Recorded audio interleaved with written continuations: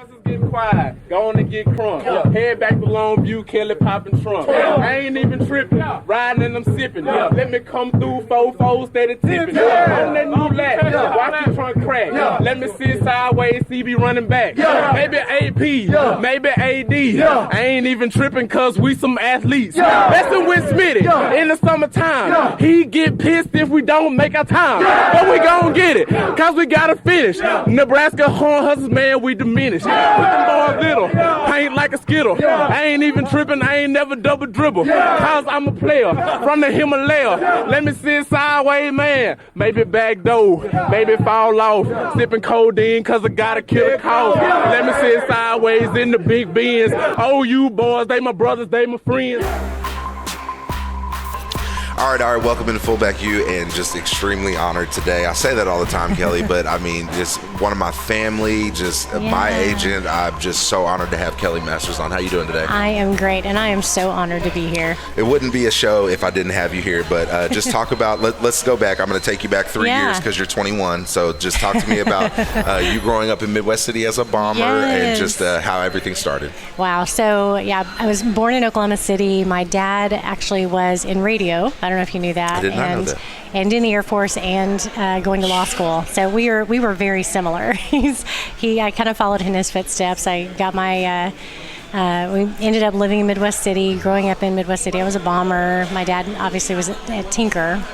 And I was actually really more inspired by his radio career at the time than I was his legal career. He would call games and I'd go and listen, and my mom was his spotter, and I just thought that was the coolest thing. And so my dad taught me football from the time I was 3 years old. I remember my first chalk talk and learning everything about the sport, and just obviously growing up in Oklahoma, football is king. Yes. And it's your life, everyone's lives revolved around football, especially in Midwest City, Oklahoma. Oh my gosh, people don't know, Kelly. I mean, just, you know, when I grew up, it was Bomber Magic. It was Bomber Magic. I mean, Carl Albert was the stepchild, which we may still be. That's either here nor there. Not so much anymore. Okay. But yeah, it was all about Bomber Magic and Friday nights and the Gundys, the Vernon Maxwells. Oh my goodness, they were just the dynasties. There were so many dynasties and great families with great football players and wrestling too and all of that. But football really was king. Yes. And so that really shaped my childhood and my early teenage years. And then I started my baton twirling career when I was 5 years old. I was competing nationally by the time I was in junior high. I was competing internationally by the time I was in high school. And I would go away and travel on the weekends and come back and be in class Monday morning, and everyone's talking about, what'd you do this weekend? Oh, I hung out at Heritage Park Mall. Right. I drug Air Depot and Air Depot. Gosh, how did I mess it up? Air Depot. I'm a Midwest City person. I should know that. Right. So, that's what everyone would do on the weekends. I'd be like, I was in France competing and twirling. Yes. But humble beginnings. I lived at Midwest City, or at Meadowood Village Apartments. Oh, yeah. I trained at the YMCA, Tinker YMCA. Oh, yeah. I was there every single night. One side would be a pickup basketball game. The other side would be my sister and I practicing baton twirling for 4 or 5 hours. We might or might not have snuck on base a few times. Anyway. Maybe. Yeah. So, got to know somebody. Exactly. So, I grew up, training in baton twirling and twirling at the half times of the Midwest City Bomber games, and dreaming of twirling, being one of the feature twirlers at the University of Oklahoma. My sister and I actually performed at the basketball games at Lloyd Noble from the time we were in 6th grade, when, this is flashbacks, but when Wayman Tisdale was playing. I was twirling at halftime. What a name. And some of the throwbacks that, Chew Kennedy and T-Mac and oh my gosh, Harvey Grant, all those guys. So that's what I grew up with, was kind of twirling at major sporting events, loving football. It was very much part of my life. And then my dream came true when I was 17 years old and tried out for OU feature twirler, and my twin sister and I became the twin twirlers at OU. Walk me through that. I was going to say, Kelly, you have such an astounding resume, and twirling's probably, I mean, you got law, you've got the agent deal, we'll get into all that. But, I mean, Miss Oklahoma, that whole deal, what do you... I had quite an interesting life, that's for sure. Tie it all together. What was your favorite moments of that? Just let me know that. Oh, that's good. I remember even as a 7-year-old sitting down and making my list of goals, and being the twirler for OU was one of them at 7 years old. But I knew at the time that you had to be, OU didn't just bring on any twirler. You had to be the best of the best. And so I set my goals early. I knew I needed to be a national champion. I knew I wanted to compete on an international level. Dreamed of being a world champion. Never thought I would actually attain that goal. But I remember winning my first national title. And when I was really little and we would go to the games, I wanted to be part of the pageantry and the competition that I saw at football games, but I didn't want to be, no offense to cheerleaders, I didn't want to be on the sidelines. I wanted to be out on the field, which is why I became a twirler, so I could be out on the field at halftime and be part of it. But I knew I had to be the best of the best if I wanted to reach my goal of twirling for OU, and so I trained 4, 5, 6 hours a day, 7 days a week from age 7 all the way until I retired at 22. And there was, it wasn't like there were a bunch of national champions. It's you compete and you win. And so I remember winning my first national championship and then getting to go to my first international competition in Amsterdam, Holland. I was 15 years old and, in a foreign country for the first time in my life, and just overwhelmed. Not that anyone back home even knew or cared that I was representing the country, but I felt that weight of representing the United States, and that all my training had led up to that moment. And winning the gold medal in Amsterdam was just an absolute dream come true. It sounds like it. We've got to get to the agent business. I've told everybody time and time again, best agent in it. I've been around so many agents. Personally, the one mistake that I made was not signing with you earlier. Initially, right. But I was new, and that's to your credit. You figured it out. Good point. But I was brand new when you were coming out, and I even look back on it. I had been practicing law for 5 years at that point, so I was already a sort of seasoned attorney. I'd had some success there. I'd gone through the certification process. I knew as much as I could know without actually having been in the industry. But I had to be honest when I was recruiting. Hey, I know what I want to accomplish here. I know if it was my son or my brother, what kind of an agent I would want him to have, and I want to be that. That's right. But in the beginning, I didn't know anything. And I didn't have anyone guiding me. There were certainly no agencies hiring women to do what I wanted to do at that time. Whole nother pod. But I didn't think, me, I didn't think about it going, oh, well, I can't do this because I'm a woman. And I really also didn't think about, oh, I'm a pioneer. I just knew I'd found your calling. My calling. Yeah, for sure. And it didn't matter what anybody said or thought. I was going to pursue that and be excellent at that. So to give everybody a little background, I had no idea I was even draftable.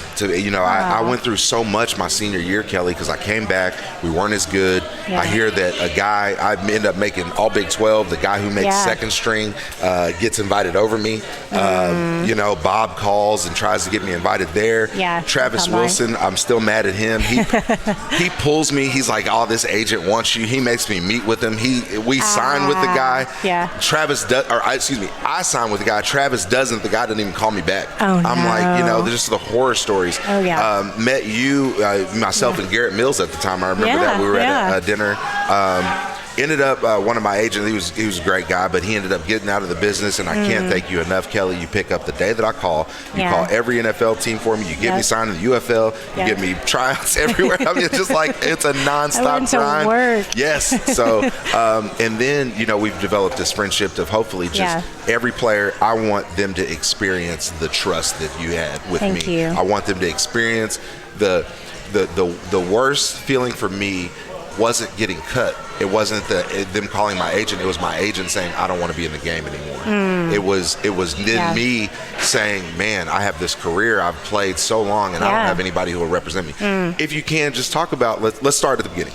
So what should a player look for in you? Why should they choose you? Why should they avoid all those other people? It's a good question.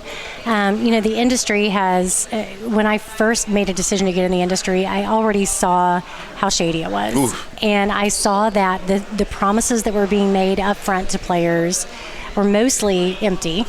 They were mostly pie in the sky. A lot of agents just aren't honest about what they actually do and and also the long term, what the long term relationship looks like. What happens when you get hurt? What happens when you get cut? I'm not going to call you. That's the deal. Yeah, that's I'm going to move on to the next guy. I'm not making money on you. I'm moving on. Yeah. And it's really from the very beginning, I thought I want to do things differently, and I had an opportunity to even work alongside a couple of large agencies that made me more firmly believe in the way I was doing things. And I realized that, quite honestly, and this is truly what happens with the guys that are kind of the prize clients that everybody's going after, there becomes this bidding war of how much money is it going to take to buy off this player? How much are we going to have to throw at him? And which looks great and sounds great when you're 21 years old. But then you get indebted to this agency or this agent, and then when they're not working for you, you're still stuck because you sold yourself to them, basically. They bought you off. They're not doing the work. They're not doing everything that they promised they were going to do long term. They may have been there when the lights were bright, but when things get tough, they're not there for you. And that's usually when I get the phone calls from players going, you know what, you were right. You were honest with me. You didn't try to buy me off. You were just showing me, here's the work I'm going to do for you. Here's how I'm going to fight for you, on the field, off the field, for your family, for your future. All of those things. And I think it's really easy, and it's easy for me to sit here and say this, and now because you're years beyond your career, but when you're 21 years old and you've got all this stuff coming at you, it's hard to discern and to make that wise decision. And that's what I just want to make sure every player I talk to has all the information of, this is real, this is reality, this is what you're going to get from me. And I'm not going to break rules. I'm not going to be shady. I'm not going to do any of those things a lot of people are willing to do, because I want you to be able to trust me, not just right now, but long term. And that's what I'm trying to go for. And if that resonates with a player and his family, then it's going to be a fit, and I'm going to work with him. I never met a more professional meeting. No doubt. The agent that I met with Travis, he had no paperwork, no nothing, just tells us a bunch of stuff, types on our phone, and leaves. There's no presentation. Bless his heart, the agent that I signed with brought one pamphlet. Kelli brings folder, computer, this, that. I mean, you found me in person, which meant a lot to me. Just talk about some of those things. How do you make those connections with players? I'm blessed to help you with anybody that I can. Any of you guys, I know this is football, listening, but just talk about how you just form those relationships and look for guys. I always, and I was told this from the beginning, that Kelli, if you jump through all the hoops, you do all the things the right way, it's probably not going to work out for you. That's tough. I wanted to say, you know what? I don't care if it takes a long time, and I'm only there for certain guys that care about those kinds of things. In my heart of hearts, I can't put my head down on the bed at night and feel good about myself if I'm cheating or cutting corners or pretending to be something I'm not. I can't. I have to do everything the right way. And that means a lot on the front end. I have to be, not just licensed with the NFLPA. I have to be licensed and bonded in the state. I have to be registered with compliance. I have to be communicating with compliance about everything.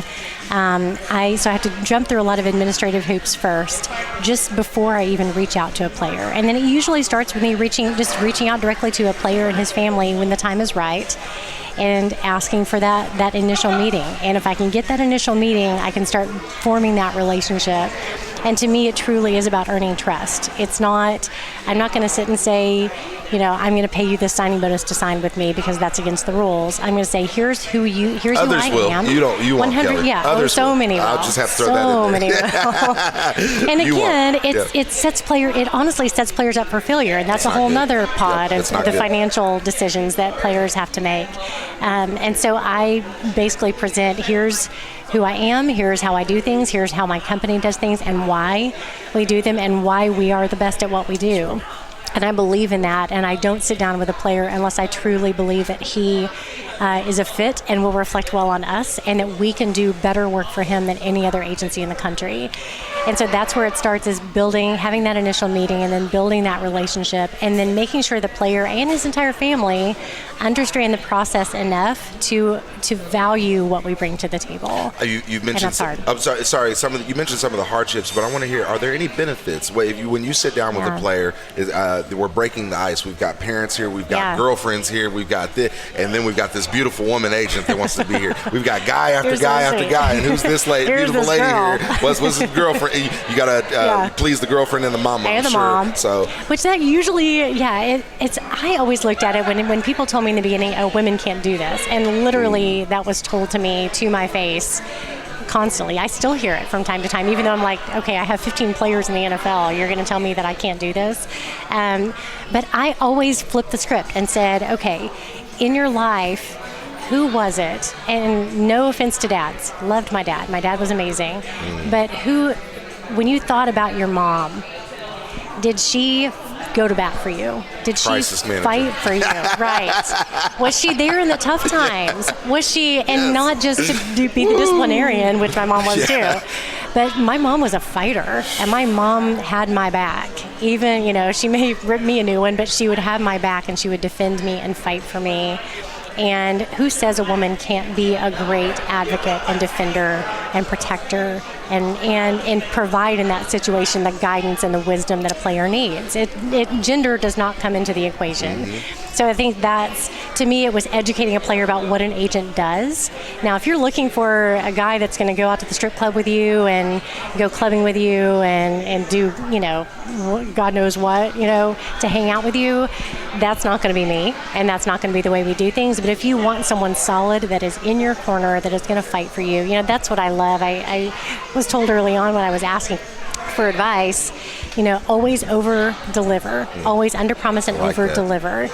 And I love the fact that now if you talk to any of my guys that are in the league a year or 2 or 3 or 5 after they signed with me, they say, Kelli has exceeded my expectations. Her agency has done more for me than she even told me she was going to do. She's always been a woman of her word.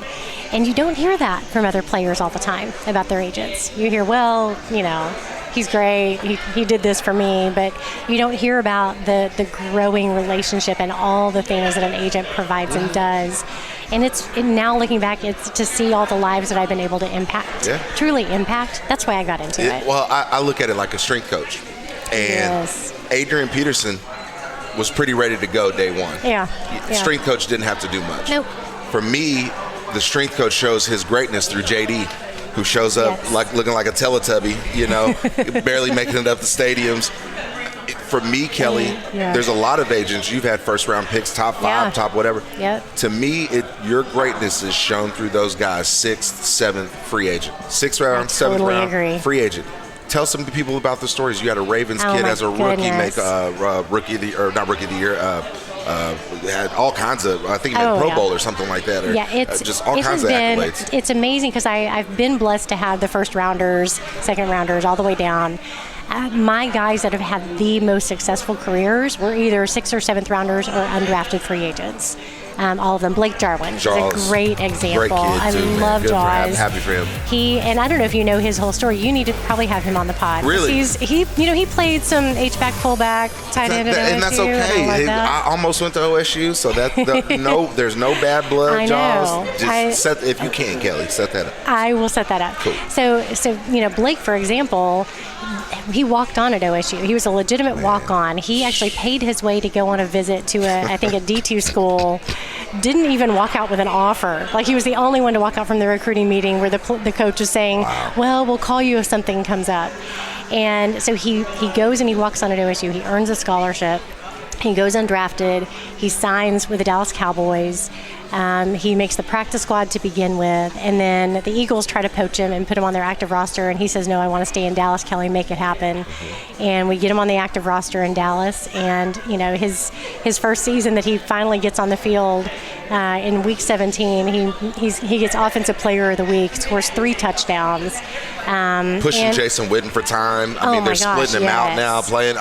And you've watched him. He is definitely a rising star. for the Dallas Cowboys organization. He's a restricted free agent this offseason, so we'll see what happens. But I can see him having a long career in the league. Tress Way is another one that I love. He was obviously undrafted as a punter. Great guy. Don't matter to his bank account now that he went undrafted. It does not matter. He just signed his $15 million extension. And how you doing, Tress? OU Fullback podcast show, special teams guy. Seriously. Remember us? Yeah, exactly. So and David Moore is another one. Played at East Central.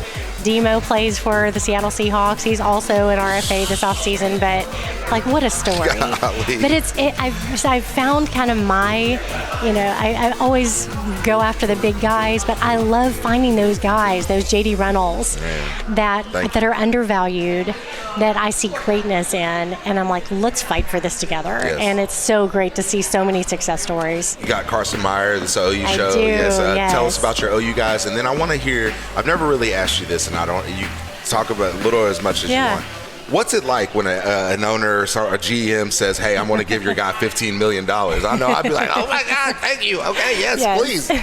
But all my favorite stories, and I love the negotiation process. Obviously, I'm still a lawyer. I've been practicing for 20 years. I love getting into the meat of that. That's kind of like you with math. That's when you can just dig in. And it gets so analytical, and there's still some personality involved there, but when it comes down to numbers and market value and structure and all of those things, that's where I nerd out. I just love it. I love that process. And I also see why it's a good opportunity for me to show players why they hired me. Beyond just that I do, everything else for them in their lives, they hired me to represent them in those negotiations. And a lot of times, negotiations can be uncomfortable.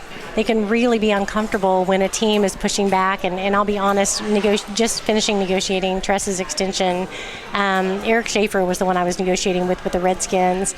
And he was, every team tries to come up with some, poking some holes and saying, well, but he's not that good here, and he's not that good there, and this guy was better here. And with Tress, he was really struggling with poking holes. He was trying to come up with, what was wrong with Tress's game, and couldn't come up with anything. That's awesome. But the funniest thing was, the first time when we negotiated Tress's first kind of veteran deal, we got the first offer, and Tress was like, take it, because he was an undrafted guy, and just the fact that he was getting a signing bonus. Kelly, it's $12 million. Come on. It's like, I want it ready. Yes, come on. Sign me up. And I'm like, no, you don't. This is their first offer. And then here we go, the second one, and I go to him with my analytics that I've been working on all season, and he goes, Kelly, that's too much. I don't want you to ask for that. That's too much. And I went, okay, I'm writing down this moment, because I'm never going to hear this. I'm recording this because no player is ever going to tell me that I'm asking for too much money for them. And so that was a fun negotiation, because Tress had in his mind that he wanted to make market value. He wanted to be paid what he was worth. But he also didn't want to put himself in a position where he was making so much that at some point the Redskins would go, you know what? We can replace him with someone that we don't have to pay as much, and he's really not living up to this. And he wanted to just kind of not fly under the radar, but he just didn't want to be viewed as a liability. And so I talked him up to a number that I thought was fair, around $3.3 million average per year. With at least 50% of his contract guaranteed, which is kind of unheard of for a specialist. And that's what we stuck with, and that's what we went with. And I had to also convince the union to let us go that low. Oh, wow. Because they wanted us to push and break the bank. That makes sense. And because it was going to affect the market. Absolutely. And I said, well, I understand that, but Tress, I want to make my client happy. And so while as an agent, I want to push for as much money as possible. Yes. Of course, I want to look good as an agent, but I want my client to be happy, and he's the boss. Wow. And so we settled on a number. I was able to get exactly what we wanted from the Redskins. And the day that he signed, he was bawling his eyes out because he was so happy. Yeah.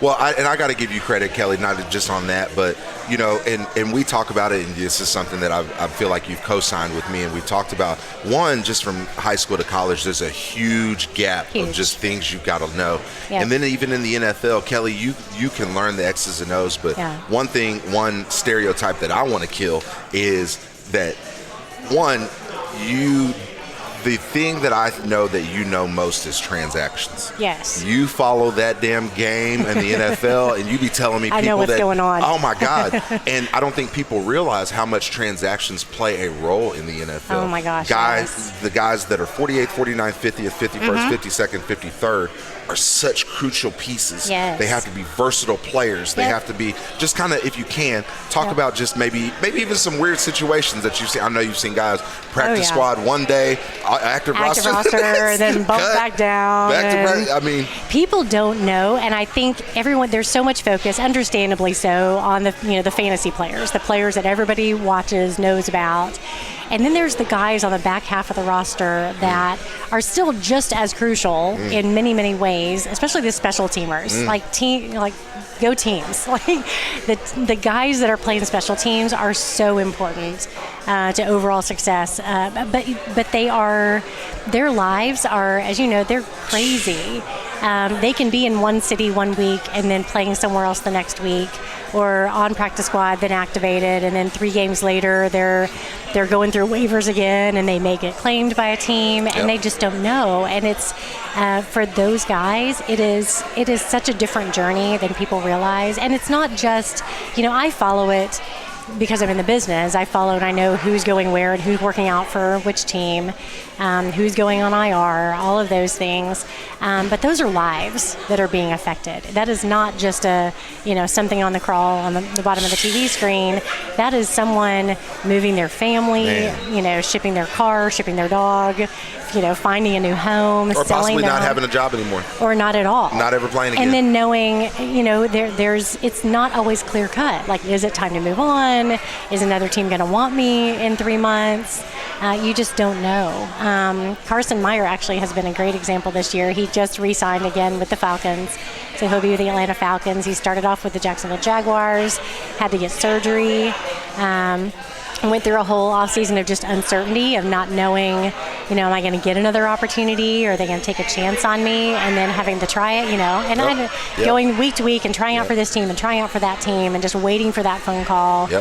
And sometimes it seems like you go for a long time, you don't hear anything, and then hear from 3 teams on one day, Kelli. On one day. It happened to me twice. Yes. It happened to me it's twice. Crazy. It's like, what, are y'all talking to each other? Exactly. Let's both call JD and just play around Let's with all him. just, when it rains, it pours. And so it gets nuts, and then you have to make decisions, and it's so crazy. I have a long snapper. That's another. I don't know why the specialist stories are always the craziest. Yep. So he's with the Dolphins and is just loving life because he finally had a full season.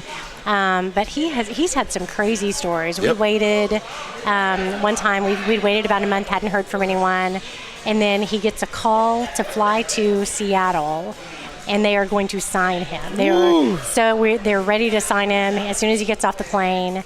And so he literally goes to the airport. We get everything set up. He goes to the airport. He is in line boarding the flight. And Nolan Teasley with the Seahawks calls me and goes, Kelli, I am so sorry to do this to you, but we had an injury at practice. We can't sign him. We got to sign someone. We got to sign someone in another position. Tell him not to come. And I was like, I'm not doing it. Yeah, you have to call awesome. him. Thank you. You call him. He is boarding that flight right now. And I almost wanted to say to Tabor, don't answer your phone. No, just keep going. Make them sign you. But everything has come around for him, and the stories that he's going to be able to tell someday. But all my players, the NFL is not the same for everybody, and it's not the glamorous, easy life that everyone thinks it is. That's real. I picked one story. I picked the Tampa was my favorite team. I wanted to go meet Ward Dunn. I got called by the Jets on the same day. Probably should have went there. They only had 1 fullback on their roster. Tampa had like 3. But I was going there. I heard fullback sprained their ankle. Go down there. I'm in the preseason game. I had suited up. I'm trying to get out on the field. They're happy with me. We come back. Me and Davin Joseph are down there. Oh, yeah. Davin, it was the second preseason game, so they're playing until halftime. You know how it goes. Yep. 2 plays before halftime's over, he gets his pinky toe stepped on, breaks his pinky toe. No. Can't IR him because it's only a 3 or 4 week injury. He's a first-round draft pick, so the last guy brought in, first guy out. Yeah. Brutal. You're there for a week. You're like, things are going great, and then you get that tap on the shoulder. Tap on the shoulder. Well, and it's, I don't think people understand like the mindset that you have going in every day, especially during preseason when you're there, and then the next day someone's just gone, or someone gets hey, get your playbook, go see the GM.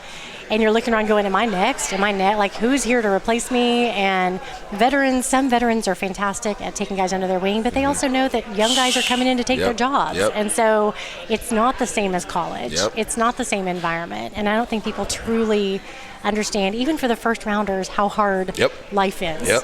In the NFL. Oh man, because they pressure those guys. Brutal. You get hurt, splitting the contract. They get this, and even though you're getting the money, they're talking to you different. They may give you the knowledge, but you're under more of a spotlight. Oh my gosh, yes. Speaking of the big name guys, I'm gonna put you on the spot. Tom Brady's up for contract. Where's he going, Kelly? I know you're an expert at transactions. What's your guess? Here's what's crazy, and I didn't realize this until I, got in the business and really started studying. Tom Brady was always way down on the list of average per year quarterbacks. Interesting. Always. He was, I think, around 20th for a long time in average per year pay for quarterbacks. Granted, he was making a killing off the field, but he always took undervalue contracts to stay with the Patriots so they could build a team around him. And I think I saw an article that estimated he had saved Kraft about $100 million over the lifetime of his career. He needs to go try to get that back. Yeah, no joke, right? But yeah, I don't know. I cannot imagine Tom going to a team where he can't win the Super Bowl, where he doesn't think, they're legit contenders to win the Super Bowl. What do you think are the options? Can't. Oh my gosh, I have no idea. I know where he doesn't want to go. Could you see Miami? Because everybody keeps throwing, and I know they're in like the same division and everything. Defense is good. Thing. Yeah, and it was they had such an interesting season. I have two Dolphins right now, one on the O-line and the snapper. I love the coach. I love what he's doing.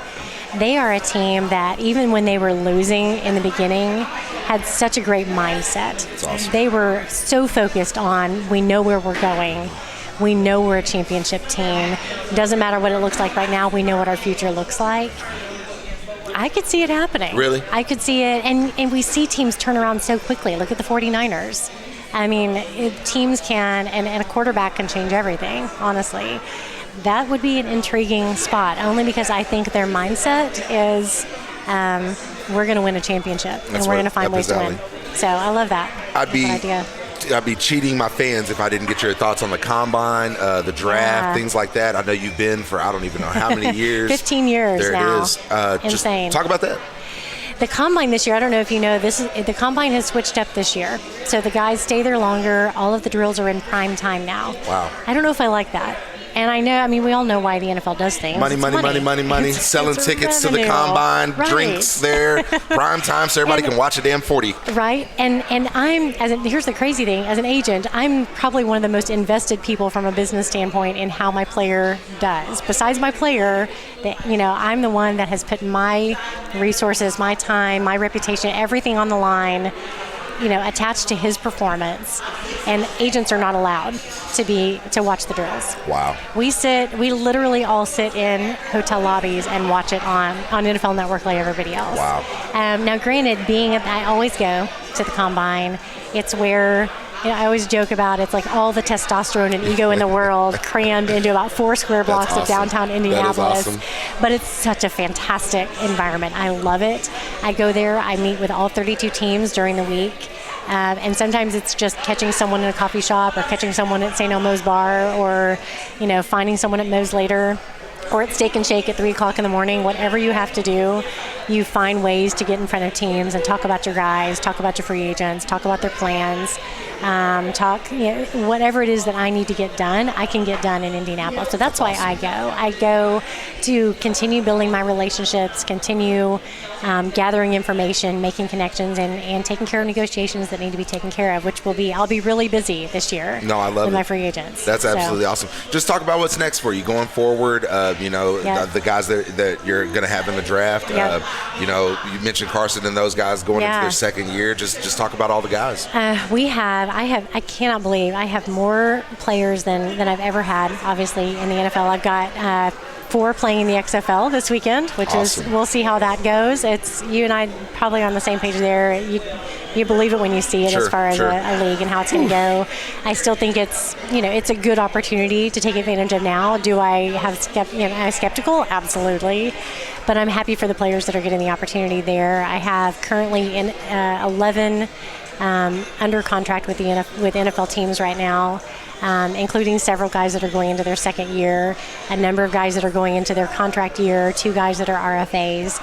So I'm going to be really busy with my existing clients this year. I've got several free agents that will be signing also as well. So I anticipate having 15 to 18 players in the league next year, which is a lot for one agent. For and sure.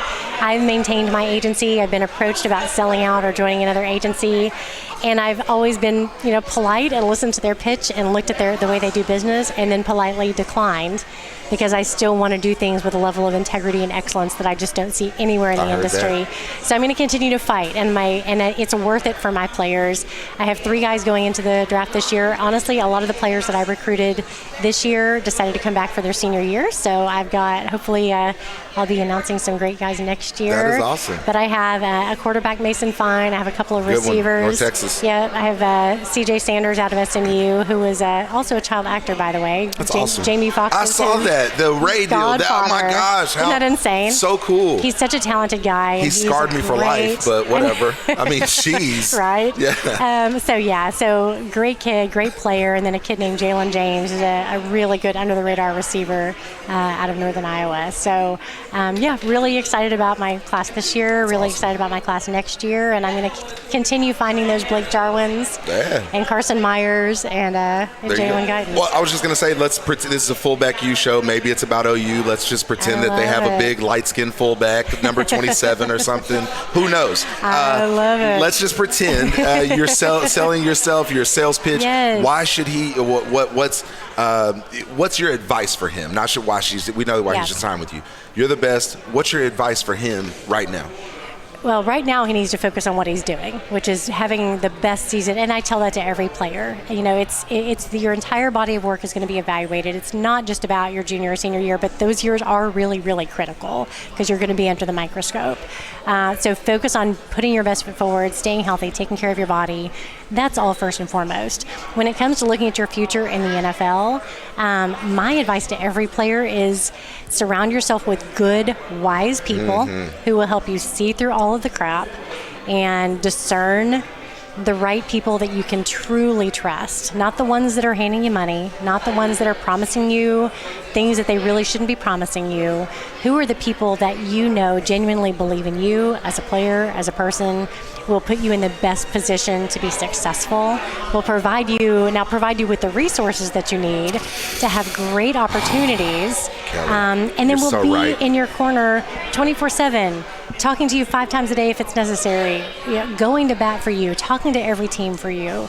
You don't have to question their work ethic. If you can get someone in your corner that is fighting for you 24/7, and has your back even on the small things, even on just the little things that come up in life. That's what my players know. They can call me about anything. And if I don't have the answer, I'm going to get the answer and get right back to them. I'm going to answer their calls. I'm going to respond to their texts. I'm going to be there in the moments that they need someone in their corner. Always. That's what I would say. Look for someone who you genuinely trust to be, as a person, to truly fight for you and be there for you no matter what. A few more questions, then we'll eat some of this just great I can't food. wait. Yeah, I'm so excited. Have you eaten here before? I haven't. I've heard of it, but I smell it and it's. Oh my God, it smells so good. You just know it right when you start walking. I know it's good. There's a few things in the NFL I think people want to hear about from an agent. Yeah. Obviously, there's this. The stats are there with bankruptcy. What money advice? Yes. 75-80%. What money advice do you give guys? And I'm not going to be their financial advisor. I make sure that they have someone. So there's checks and balances. I make sure they have a good team of people that they can trust on financial planning, on investing, on saving, on taxes, obviously, which is this whole new world for most players. Is, oh my gosh, welcome to the highest tax bracket. You got to start planning. And so my advice to every player is we sit down at the beginning and we talk about the fact that the NFL, the reality of it is you have to plan on if all you get is a signing bonus, that may be the only money you ever make.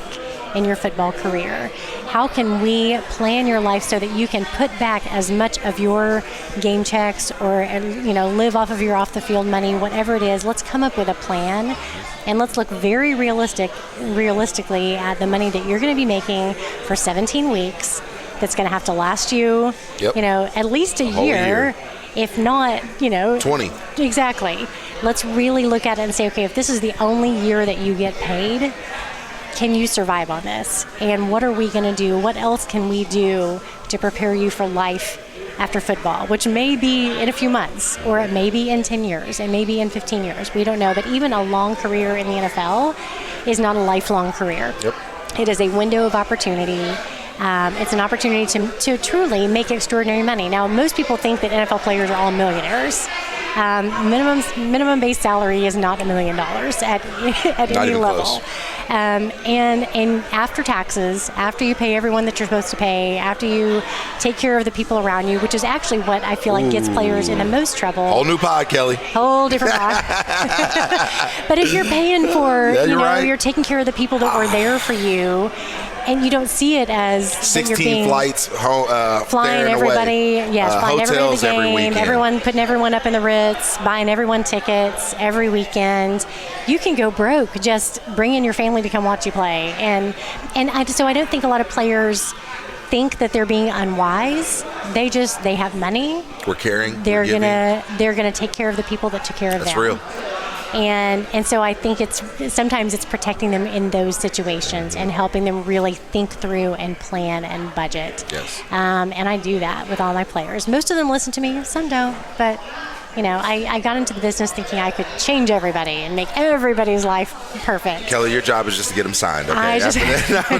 I do my best. But even as a teacher, I memean, you can share knowledge, you can believe in them, you can be there for them, but they have to make decisions. That's real. And so, but I love it. I'm trying to make a difference. I'm talking to you're doing more than that. I'm talking to a lawyer. I'm talking to an agent. I'm talking to an NFL representative. Yep. Former players. Yep. Healthcare. CBA. I know, whole new pod, but all of it. Thoughts going forward. Do we need lifetime healthcare? Let us know. Gosh, we do need another hour to talk about all of that. I was just in a meeting. I was in Miami for Super Bowl, and they brought together a small group of influential agents that were all there. We were all there. I think there were about 10 of us that were in the meeting with the NFLPA Executive Committee, with D. Smith, talking about, what the union expects, wants, is pushing for in the collective bargaining agreement. And I still feel like we're so far away from what players truly deserve. Owners are pushing for 17 games. And we all got into a discussion of, okay, adding another game. I saw that. The owners, why are the owners wanting to add another game? $20 million more dollars per stadium. Revenue. It's 100% revenue. But they're not wanting to, the players that are already under contract that sign contracts to play 16 games. Not going to extend they're going to funnel that into you basically get less per game. Wow. You're basically playing a game for free.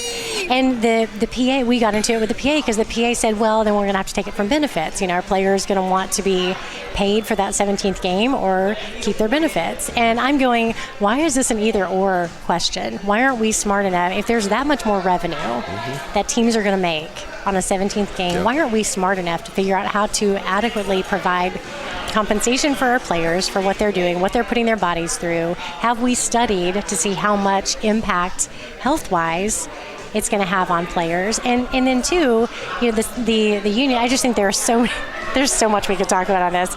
There are so many moving parts. The union says, well, we'll just have fewer practice days. So we'll practice less. And they automatically think, well, we'll practice less, so then there will be less injuries and we can add a game. And I don't know that they really have the data to support what that looks like. And I also wonder, well, is taking away practice games or practice days helping? No. I don't think it is. No. I don't think it, again, we could talk about this for days. For sure. But I think so much more thought needs to be put into, are we protecting our players? Are we doing good by them? and are we compensating them, and are we making plans to take care of them long term, like they deserve. Final thoughts is, again, this is OU, mostly OU football show, but man, it's been all SEC and Clemson. My goodness. Yeah, what do we do, Kelly? What do you think? I mean, do we need to start paying those players? I wish I had all the answers. Okay. From what I hear, there's a lot of NFL agents looking down there, if you know what I mean. And I, just in talking to some players, some of my players, some other players, both from the SEC and from the Big 12, SEC is a different world, and there are some things that go on that I don't even know if I can talk about. No, it's okay. Rufus said it on the show. He said, man, you went to a trip on Ole Miss, and they just basically said, what's it going to take? Right. What do you got to do? What do you need? There are bidding wars going on. They're taking, parents to casinos saying, play that slot machine. It's unbelievable what happens. And I don't think the general public thinks about that, or maybe doesn't care about it. I don't know. But it's, I'm one of the kind of guys in the business that still says, in my business, I'm not going to stoop to things that are going to potentially jeopardize my law license, and put players in a bad position. I'm not going to do that. I'm going to keep doing things the right way and find guys that want to do things the right way. Maybe I look less successful by doing that, but I care about my integrity. That's awesome. In football, we'll see. I mean, I would like to see a more level playing field if that's possible. That's awesome. Well, Kelly, I've said before, best in the business. I really, really mean it. You've done awesome. So much for me, for my family. My brother thinks the same of you. How much I love y'all. Yes, and appreciate absolutely. y'all. So you're amazing. You've always got our support, and we will. Unfortunately, I was going to say we would look for you at the combine this year, but I don't know what the NFL is thinking. But we'll look for you on draft day. I know all your guys will be doing that. Yeah. And from an NFL guy, from a guy who knows the circle of people that you work with, I don't think you hear thank you enough. So you truly deserve all the thanks. You don't miss text messages from me. I can always count on Kelly reading my text within 30 seconds. I don't care if she's on the plane. She would read it, call me back, and she would call me before anybody else does if she needs something. But I consider you family, Kelly, and I can't thank you for blessing our pod. Thank you so much. This will be a great one. If Brad needs to add any highlights, I don't know. We'll get you some twirling highlights for that. So we'll have to get you that. So, I love it. But he'll hook it all up. But this will be another great episode of Fullback U. JD, before we bring on DeMarcus Granger and PJ Mills, I want to tell everybody about 420 Bomb and how they can save some money. Go to 420bomb.us right now to check out their CBD and industrial hemp infused products. They've got CBD only in the blue labels, and the green labels are CBD full spectrum, which means that it's got the lowest legal amount of THC, which also means you can order this anywhere in the US. You don't even have to have a card. So go to 420bomb.us, check out their balms, lotion, tinctures, that's the drops you put under your tongue. Also flour, they got cherries and berries, hemp isolate, tea, face masks, coconut oil, so much more. 420bomb.us, and at checkout, if you enter the code FBU, you'll save 20% on your order. Plus, any orders over $25, free shipping. Get the pain relief you need delivered right to your door at 420bomb.us. If you're an OMMA card holder in Oklahoma, you can check out 420 Bomb products at your local dispensary, and those have a 1-to-1 ratio of CBD and THC. They've got the lotions, bath bombs, coconut oil. Check it all out. Ask for it at your local dispensary and go to 420bomb.us right now. All right. Welcome into Fullback U, man. We got an amazing podcast set up today here at Off the Hook, an amazing restaurant. I'm feeling fat as hell already. Over here off Meridian, man. We over here over by the old club rodeo. I'm sure y'all got some stories over there. I ain't going to incriminate y'all just yet. Nah. But I got returning vet with me, PJ Mills. PJ, how you feeling, fam? What's up, man? I'm good. How are you? I'm doing great. Got my younger brother, DeMarcus Granger. Big Granger, how you feeling, bro? Big dog. Good. Big dog. Yes, sir. Big making his first appearance, and he's the first D lineman on the pod, too. He's brought that to my attention. There is no D-line bias here. I have much respect for Granger and the D-line, and he might have had a valid point. My D-line, if I am biased, is because they kept me from getting any yardage. So those dudes were pretty good. But Granger, just update everybody. Let us know what you're doing these days. Shoot, I'm back in Oklahoma. Did a little time in Dallas. Thought it was going to be my spot, but now I came back. Came back to Oklahoma because it was where I grew up at, like as a man, mentally and physically too. But got a beautiful family, a beautiful wife, 2 kids, 2 young kids, Denver and Dallas. We call them the big city boys. That's what's up. That's what's up. You got to make a T-shirt on that. Yeah, Come on, you got to do that. Got to. Yeah, you know. If you have another kid, what are you gonna name him? No, we done. You're in Detroit. It's not You even. ain't gonna go. You shut that down quick. Yeah, it ain't even going. We 2 and done. Okay. Yeah. P, how you been? good, man. Last time we talked, your idol, man. P, rest in peace, Kobe Bean, man. How you feeling about that? How's life going for you? Yeah, obviously, it's sad. It's gonna always be sad, but it's an unfortunate part of life, and I think we can learn some things, from him. And I think more than just a basketball player, I would say that the principles that he tried to live by, which is find your passion, whatever it is. Find your passion.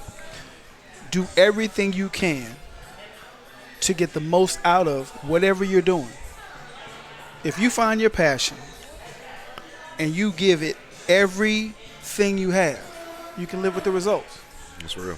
That's real. I think that's what I'm gonna take from him. Granger, let's get to it, man. I mean, you are a 5-star D tackle, bruh. I mean, would you come to OU these days? I mean, what's the difference? What do you see in our D line? Just is Dallas football the same? Let me know. Texas football is gonna be Texas football, top 3 always. But as a D lineman, you want to go somewhere where you making plays, playing upfield. None of this mirroring, taking up gaps and, letting the linebacker. No disrespect to the linebackers, but, as a D lineman, you want to make tackles for loss. That's what you want, sacks and tackles for loss. That's what's going to show. I mean, stat books and everything, and that's how you're going to get to the league. Yeah. And, I mean, that's the reason why I came to OU. I mean, they was playing up the field. I mean, you had Dusty Dvorak, you had Tommy Harris, you had Remy. Yeah, you had Lee Magruder, Corey Klein. I mean, playing 2-3 yards up the field, making tackles for loss, fast feet, and that's I'm not seeing that right now, though. I want to hear both of y'all. Oklahoma D linemen that y'all have. PJ, what Oklahoma D linemen y'all have, and then Granger, you can think on yours. Local guys. Oh, local. Local's a little hard because a lot of those guys are from Texas.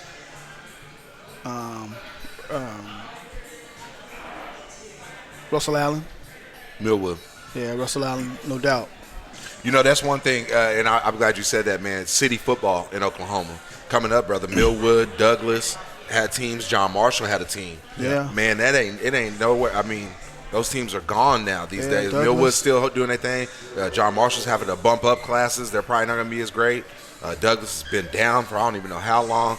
Just before we get into that, though, Granger, tell me about your Oklahoma teammates. D linemen. I think the closest one to the city would be Billy Blacker for 2 or 3 years he was there. Tulsa guy. Yeah. But everybody else was Texas, wasn't they? Everybody in the we had Gerald McCoy. Can't forget about GK. Yeah. Oh yeah. One of the special ones. Man, you can't forget about him. Other than them two. I was just gonna say. So what do we do? Do we keep looking for Oklahoma guys? Do we just sell all out on Texas? Do we go everywhere? What you think? Well, I would say in the situation is you want to get the best players in your state if you can. But my philosophy is Bob Stoops from Oklahoma? Nope. Barry Switzer? Nope. Okay. My thing is, once you come here, you are assumed. Billy Sims didn't grow up in Oklahoma. Right? Started in Missouri, went over to Texas. It's not where you're from, but like Rakim said, it's not where you're from, it's where you're at. Yeah. In this scenario. So I just want us to get the best players that we possibly can that can make a difference. Because, listen, wide receiver, proud of it. But in football, in my personal opinion, everything starts at the line of scrimmage. That's real. Your O-line, if you have a proficient O-line that can run block and pass block, it opens up the playbook. If you have a defensive line that can hold it down, it makes everything behind them easier. The linebackers, they can cheat a little bit. The secondary, they can get up on the receiver a little bit more. Mm-hmm. When you have a offensive line, the running back obviously has a better chance, and the receivers, we have time to make our routes and come out of our cuts and those type of things. The offense and defensive line, to me, gives you your versatility. Because if you're weak at getting off the blocks and filling those holes, come on, there it is. We running right at you. Yeah. And then on the other side, if they can't hold up, it doesn't matter how good the quarterback is, he's going to be rushing. That's real. So the O-line and D-line, they're really the start of everything. If I'm going to be honest. I'm going to put you on the spot, Granger. I'm going to put you back through recruiting. Okay, you were a 5-star guy, so you got all the offers in the world. But Coach Ship's not here now. Do you sign with OU again, PJ? I want to hear your thoughts too. But do you sign with OU again? Is LSU? If somebody, I ain't gonna say that they drop bags off, but if somebody else dropping bags off, does that affect you? You can be honest there. It was bags dropped off. I believe if BV was if he's still at Clemson, does that play a? D-line is big business these days. Yeah. Who are you listening to? Where do you think you'd end up signing? Yeah, Coach Ship not at OU. I'm not going. That's real. Yeah, no. All respects to that guy. At the time, would have asked me. I hated him, but right now, the guy. Everything in that meeting room, things went down. Would never be spoken of again. Boy, it sounds like some buffaloes in there stampeding. I ain't going in there. They try to send us in there too. JD go, Let's stay out of there. No, I ain't. Yeah. Coach, is everything okay in there? That's me. We just wanted to borrow some brown sugar, some furniture moving. It was a family though. That's what it was. Like you can have a fight or an argument or disagreement. And the next day, we back to his business, man. But it was more of a family. It was bigger than football in that meeting room. And I don't know about nobody else's meeting room, but in that meeting room, it was the real deal. Well, y'all had men in there. Like I said, and I just there were things like you said happened to me. Shit, I heard dudes walked in one day after a bad practice, Coach Ship smoking a cigarette out the window. I heard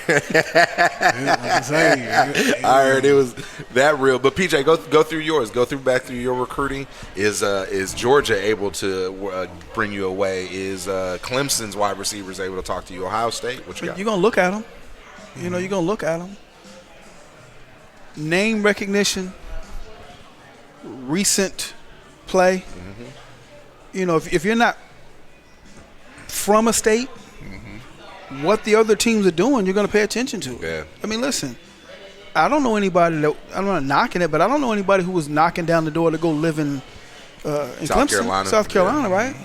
But once they got it going, people going to – listen, winning changes the narrative. It always will. Yeah. Clemson won a title in, what, 81 or 82? I think it was like 81. Mm-hmm. They won a title. Yep.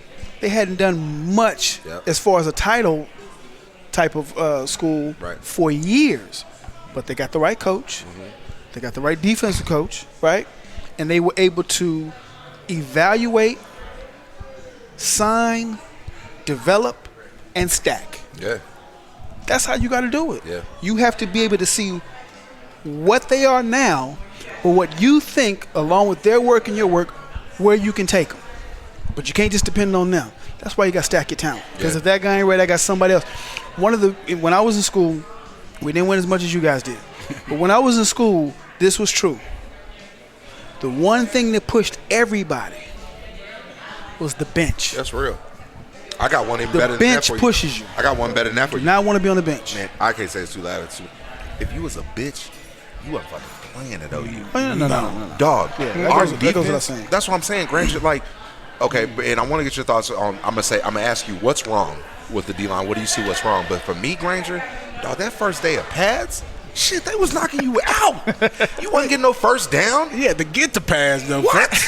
Man, even in the junk, we used to have the shells. Yeah, it was it was totally different. Yeah. I can't speak for these new guys, but after coming off a summer workout, if you had a productive summer workout. In your mind, nobody could mess with you. At the end of the day, you was like, ain't nobody ran this, ain't nobody done this, ain't nobody came back and restarted and did it again. So ain't nobody really, nobody's messing with me like physically and knowing the game. Like at the time, when I came to OU, I didn't understand. I understand football, but I didn't understand football. Right, there you go. So once I got in, and I'm a D lineman. We had GK, Remy them. They a little older, and we were y'all talking about near set, far set, quarterback calling steps plays. up. I'm calling plays. Different.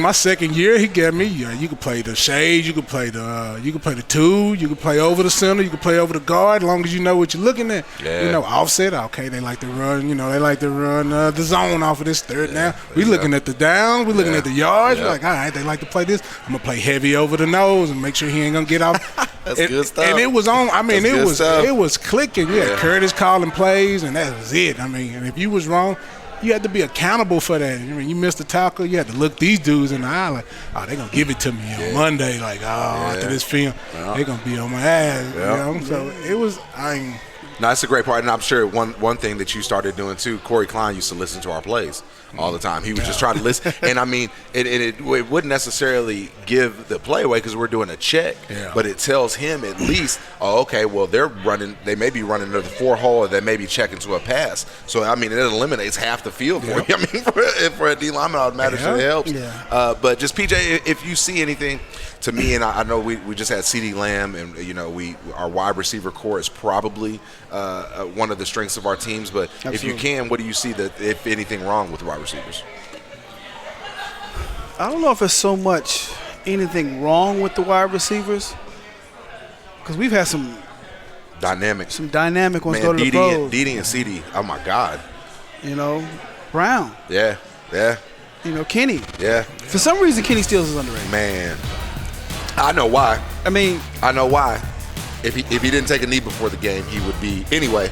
But that's true. Naturally, you know we're gonna keep it 100. That's true. Keep it a buck. We're gonna always keep it a buck. But when we talk about great receivers at OU, there are probably some that may have had a better career at OU. Clayton is always the guy that I think of first, right? And he's in the league. We've had a bunch of them in the league, but at OU, I think Clayton first. But when we talk about in the pros, you cannot not mention Kenny Stills. Whatever system, Florida, he's from Miami, he's gonna get it. He's from Houston, he's gonna get it. Yeah. He is a big play guy. Yeah. And he has done nothing that I know of that should diminish him as a person, and definitely not him as a player. If you don't agree with his stance, that's fine. Yeah. But that should not change what he is doing on the field. Yeah.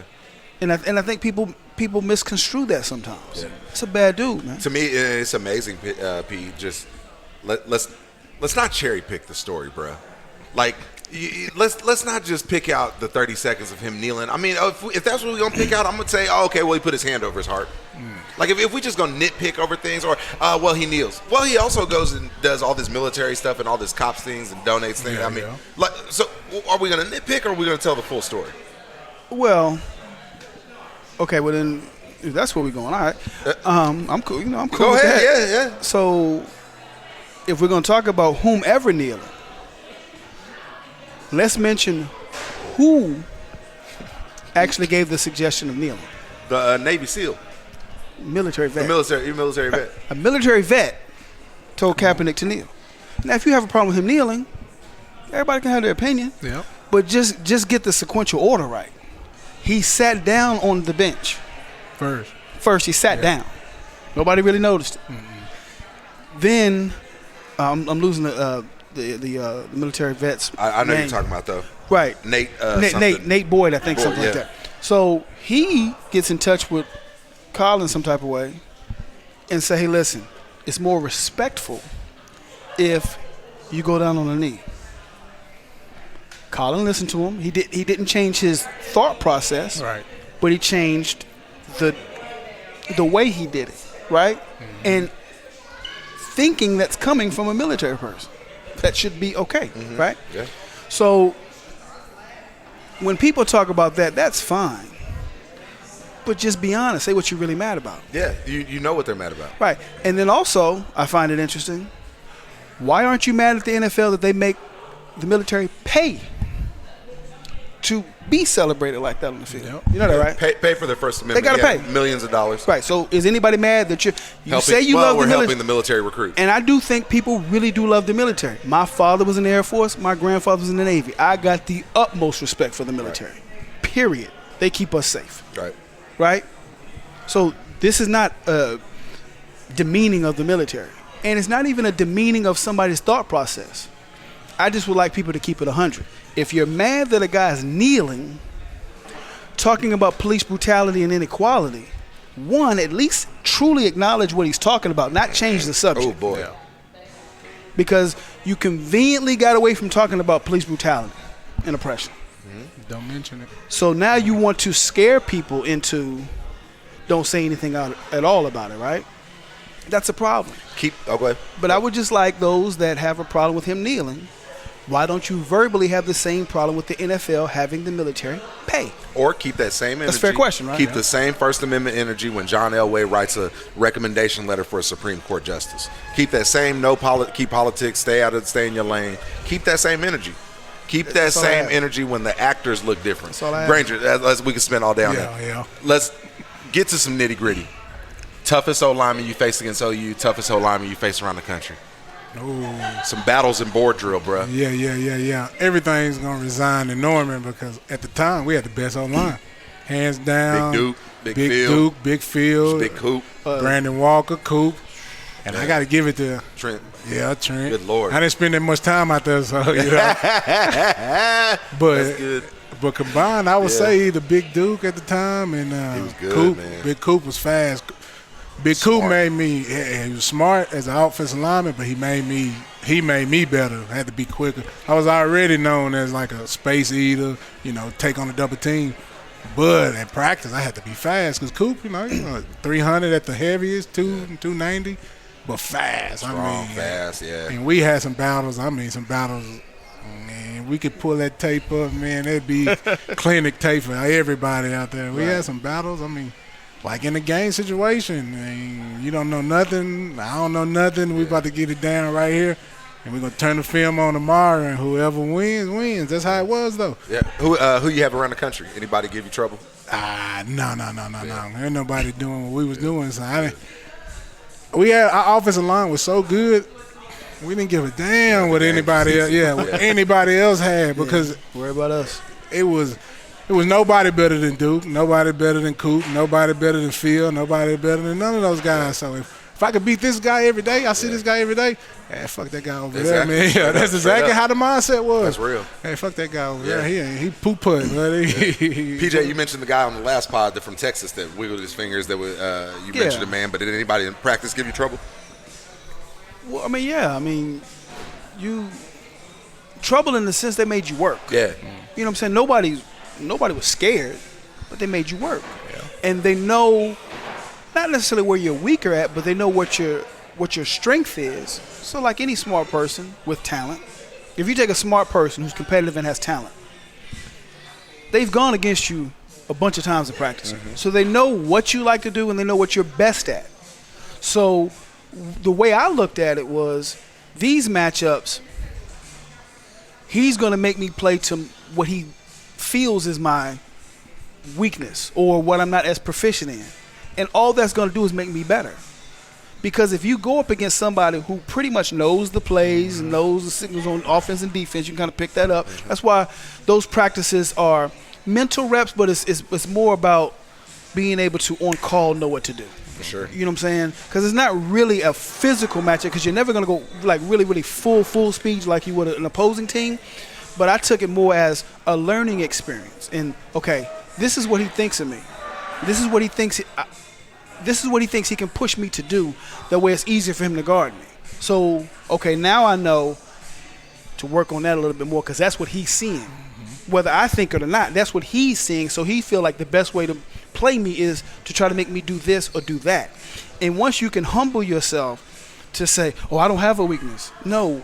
Watch who's guarding you, just from the receiver position. Watch how the corner's guarding. Is he stepping inside? Is he stepping outside? Is he coming up? Is he laying back?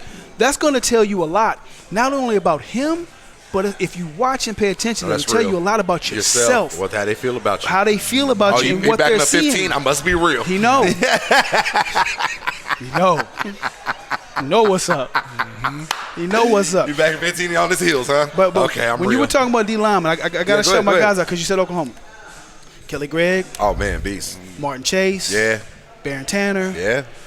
We had those great end backs, Cedric Jones. The end, one of the most underrated great players in OU history. Yeah. Think about this, man. This cat is the all-time sack leader for a season, career, and conference. He has a sack record for OU in a game, in a season, and in the career. Man. He has all 3 at OU. And he was number 1 in the Big 8. I don't know what the numbers are now. But when the Big 8 switched over to Big 12, he had the record for all sacks in the Big 8. Now, obviously, things may have changed. I haven't seen it yet. No, Granger got respect for sacks. Yeah, he got a big respect for sacks. Sacks don't change. Don't change. So we had some guys that could go get it. Aubrey Beavers on the end. Yeah. Trey Tippins. We had a crew. Granger, got to get your thoughts on the LSU game, man. That was ugly to watch. We had no pressure. What'd you think? To be honest, man, I didn't think we belonged there anyway. Really? To be honest, I got to just watching it, how it played out. I just thought it was about money, ticket sales, who travels the most. Hey, shit, that's real. I think we was just short a couple people, then the injuries and the suspensions and all the other stuff. It started reminding me of that West Virginia Bowl game. Started to look a lot, started like, that ain't playing out. We've seen this story before. Right. And I just didn't think I didn't think we deserved to be there. I just think we was a couple games, a couple players short of that perfect team. You got to be biased a little bit just because you play there. Like, I want them to win. Yeah. But in the back of my head, they look like a team. Let's get to it. Let me get to this. Okay? And I'm going to ask you a question. You can explain yourself if you want to, Granger. Come on. How many guys on the defense could play on y'all's defense? Number 9. That's it. That's it, buddy. And maybe a corner or two get a little play time. But that front 7, number 9. That's Why can't they play? Is it toughness? Is it technique? Is it just overall skill? It got to be technique. It got to be. That's the only thing I can really think of. You're getting top players. They're good recruits. It's OU. You're supposed to be able to develop. Because when I came to OU, I didn't know. Like I say, I didn't know nothing. Physically, I was below average, and football knowledge-wise, I was below average. Dominate, speed rush, one rip move. Yeah, that's it. Maybe a little spin, just put on 2 years later, you could tell me nothing about football. Power step, up and under, this and that. It's just everything matters where you line up, how you line up, who you playing. You playing the speed guy. You like you say, your weaknesses. I got to step, Bro, widen this out a little bit. I was just going to say, there's so many things that even if you're a wide 3, y'all are rushing. Yeah. If you're a tight 3, you probably coming up and under. If you on them all fours and you straight up in that 2, you going to probably go at that guy. And then when you got the head like that, though, you can line tight and still do That's it. Right. That's when you you got him on the string. Like, exactly. He think I'm wide. I'm going to bull him. He think I've been going straight. I'm going to bull him. That's a sack. Yep. And at the time, it was fun. Yep. It was my sophomore, junior year, it was fun because you look around. It's like if I get a one-on-one, it was like mandatory. If you had a one-on-one, you had to beat it. Yeah. It was no excuse. It was like, this is what we waiting on, one-on-one. They've been doubling me. We're going to add a Gerald, Big Steve. They doubling Big Steve. I got the one-on-one. I got to mix them up one time, get, some pressure, a bat down, something. I got to be seen that, I ain't just sitting there, That was shit's biggest thing, keep your feet moving. You could be doing something, but keep your feet moving and keep your hands moving. Yeah. No single move. It's 3, 4, 5, 6. Came around through 8 moves before. Listen, but you got to just keep I'll never forget, I think it was Tommy. Man, just some of y'all's techniques of dragging that elbow through, and I didn't know what hit me. He hits my elbow and throws me that way, and I'm like, man, I just thought I put my hands straight out. Next thing I know, I'm facing out that way. But PJ, we've gotten a little bit of your thoughts on that. Just what do you think? You can talk about the transfer portal. We've had a lot of guys leaving. Here's one, PJ. Without Jalen Hurts, we have 3 fucking guys at the combine. Baylor had 6, TCU had 7, LSU had 16. Yeah, we know what recruiting means. And I don't really look at stars. Stars is what somebody else said about you. Yeah. Put them on the field.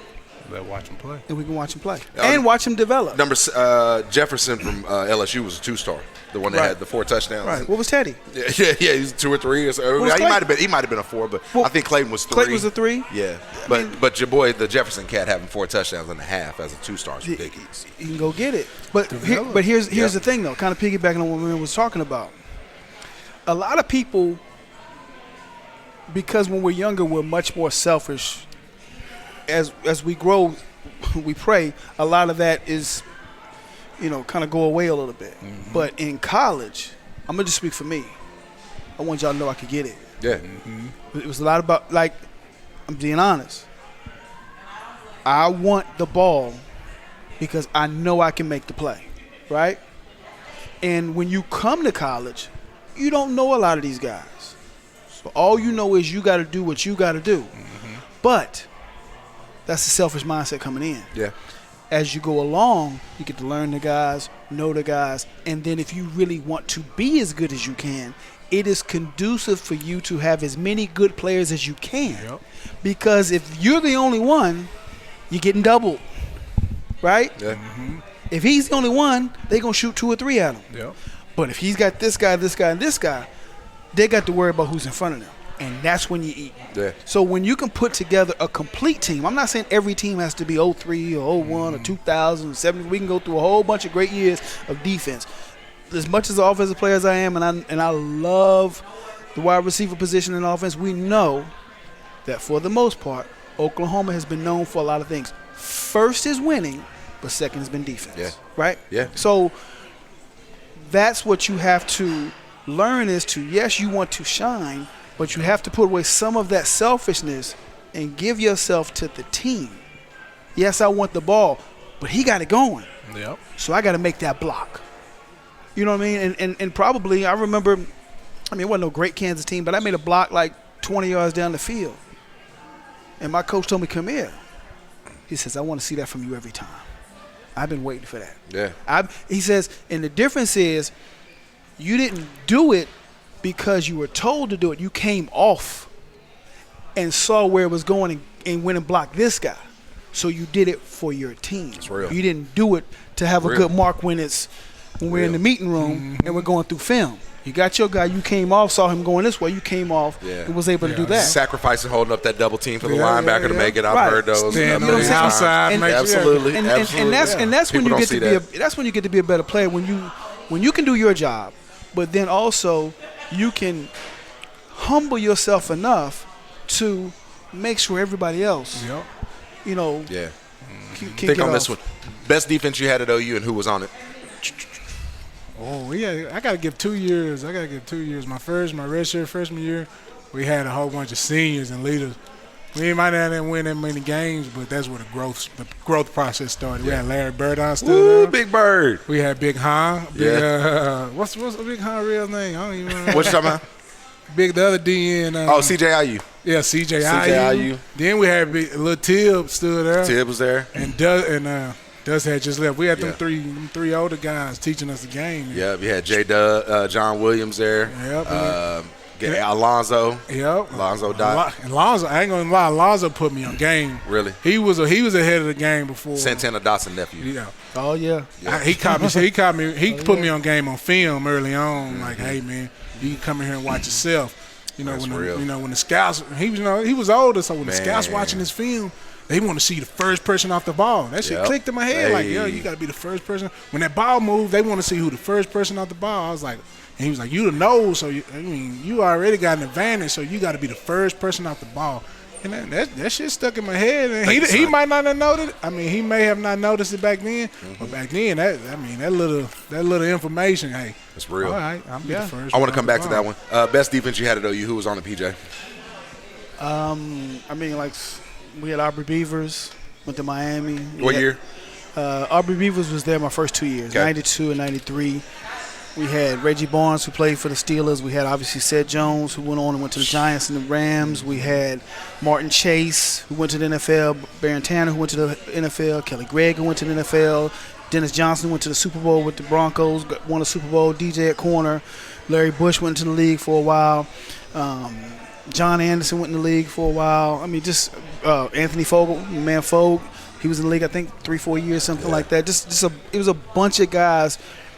It was talented teams, but being honest, a lot of the NFL talent was on the defensive side of things. Now, obviously, we had Jay Moore, James, and a bunch of guys going offense, but it was a whole lot of defensive guys at OU that was going in the league. That's real. Shout out to my boy Chef Slaughter, holding it down up here. I'm sure you know him, Granger. Great guy, great business. Love the diversity. Tyrell Peters. Yeah, TP. Gotta mention Tyrell Peters. Norman guy. Listen, this cat from this end to this end, I'm going to tell you right now, I would love to see Tyrell and Teddy right here and just blow the whistle and see who can get to what faster. Because both of those cats could cover ground. Just amazing how fast they were. And when they got there, you're not going nowhere else. No, that's real. For me, and no offense to y'all, Granger, our senior year, we were just struggling, man. After my senior year, we were trying to find an identity on offense, AD being hurt. Man, my freshman year, that defense was good. The one I think thing people went at was Bassey was a first-year starter on that defense, but you had Woolfolk straight at corner, first and third round. Straight as the guy. The thing was Roy left early. I think those guys they were so they were but you know how, and we need to get into this. The depth isn't there. Yeah. When we lost guys that were draft picks, we had another draft pick that were there. Our starting linebackers were Teddy Lehman and 2 5-stars. Yeah. You had Tommy Dusty, you had JJ and Jimmy. Shit, you had a second-round pick of Dan coming off the bench. Yeah. I mean, in Utah, it's stacked. Stacked. I mean, Granger, how do we get back to that? How do you get to that type of depth? And then I want to get about your knowledge on first year. You got to be able, and you got to just be able to have good recruiting. Is those guys so here's my deal.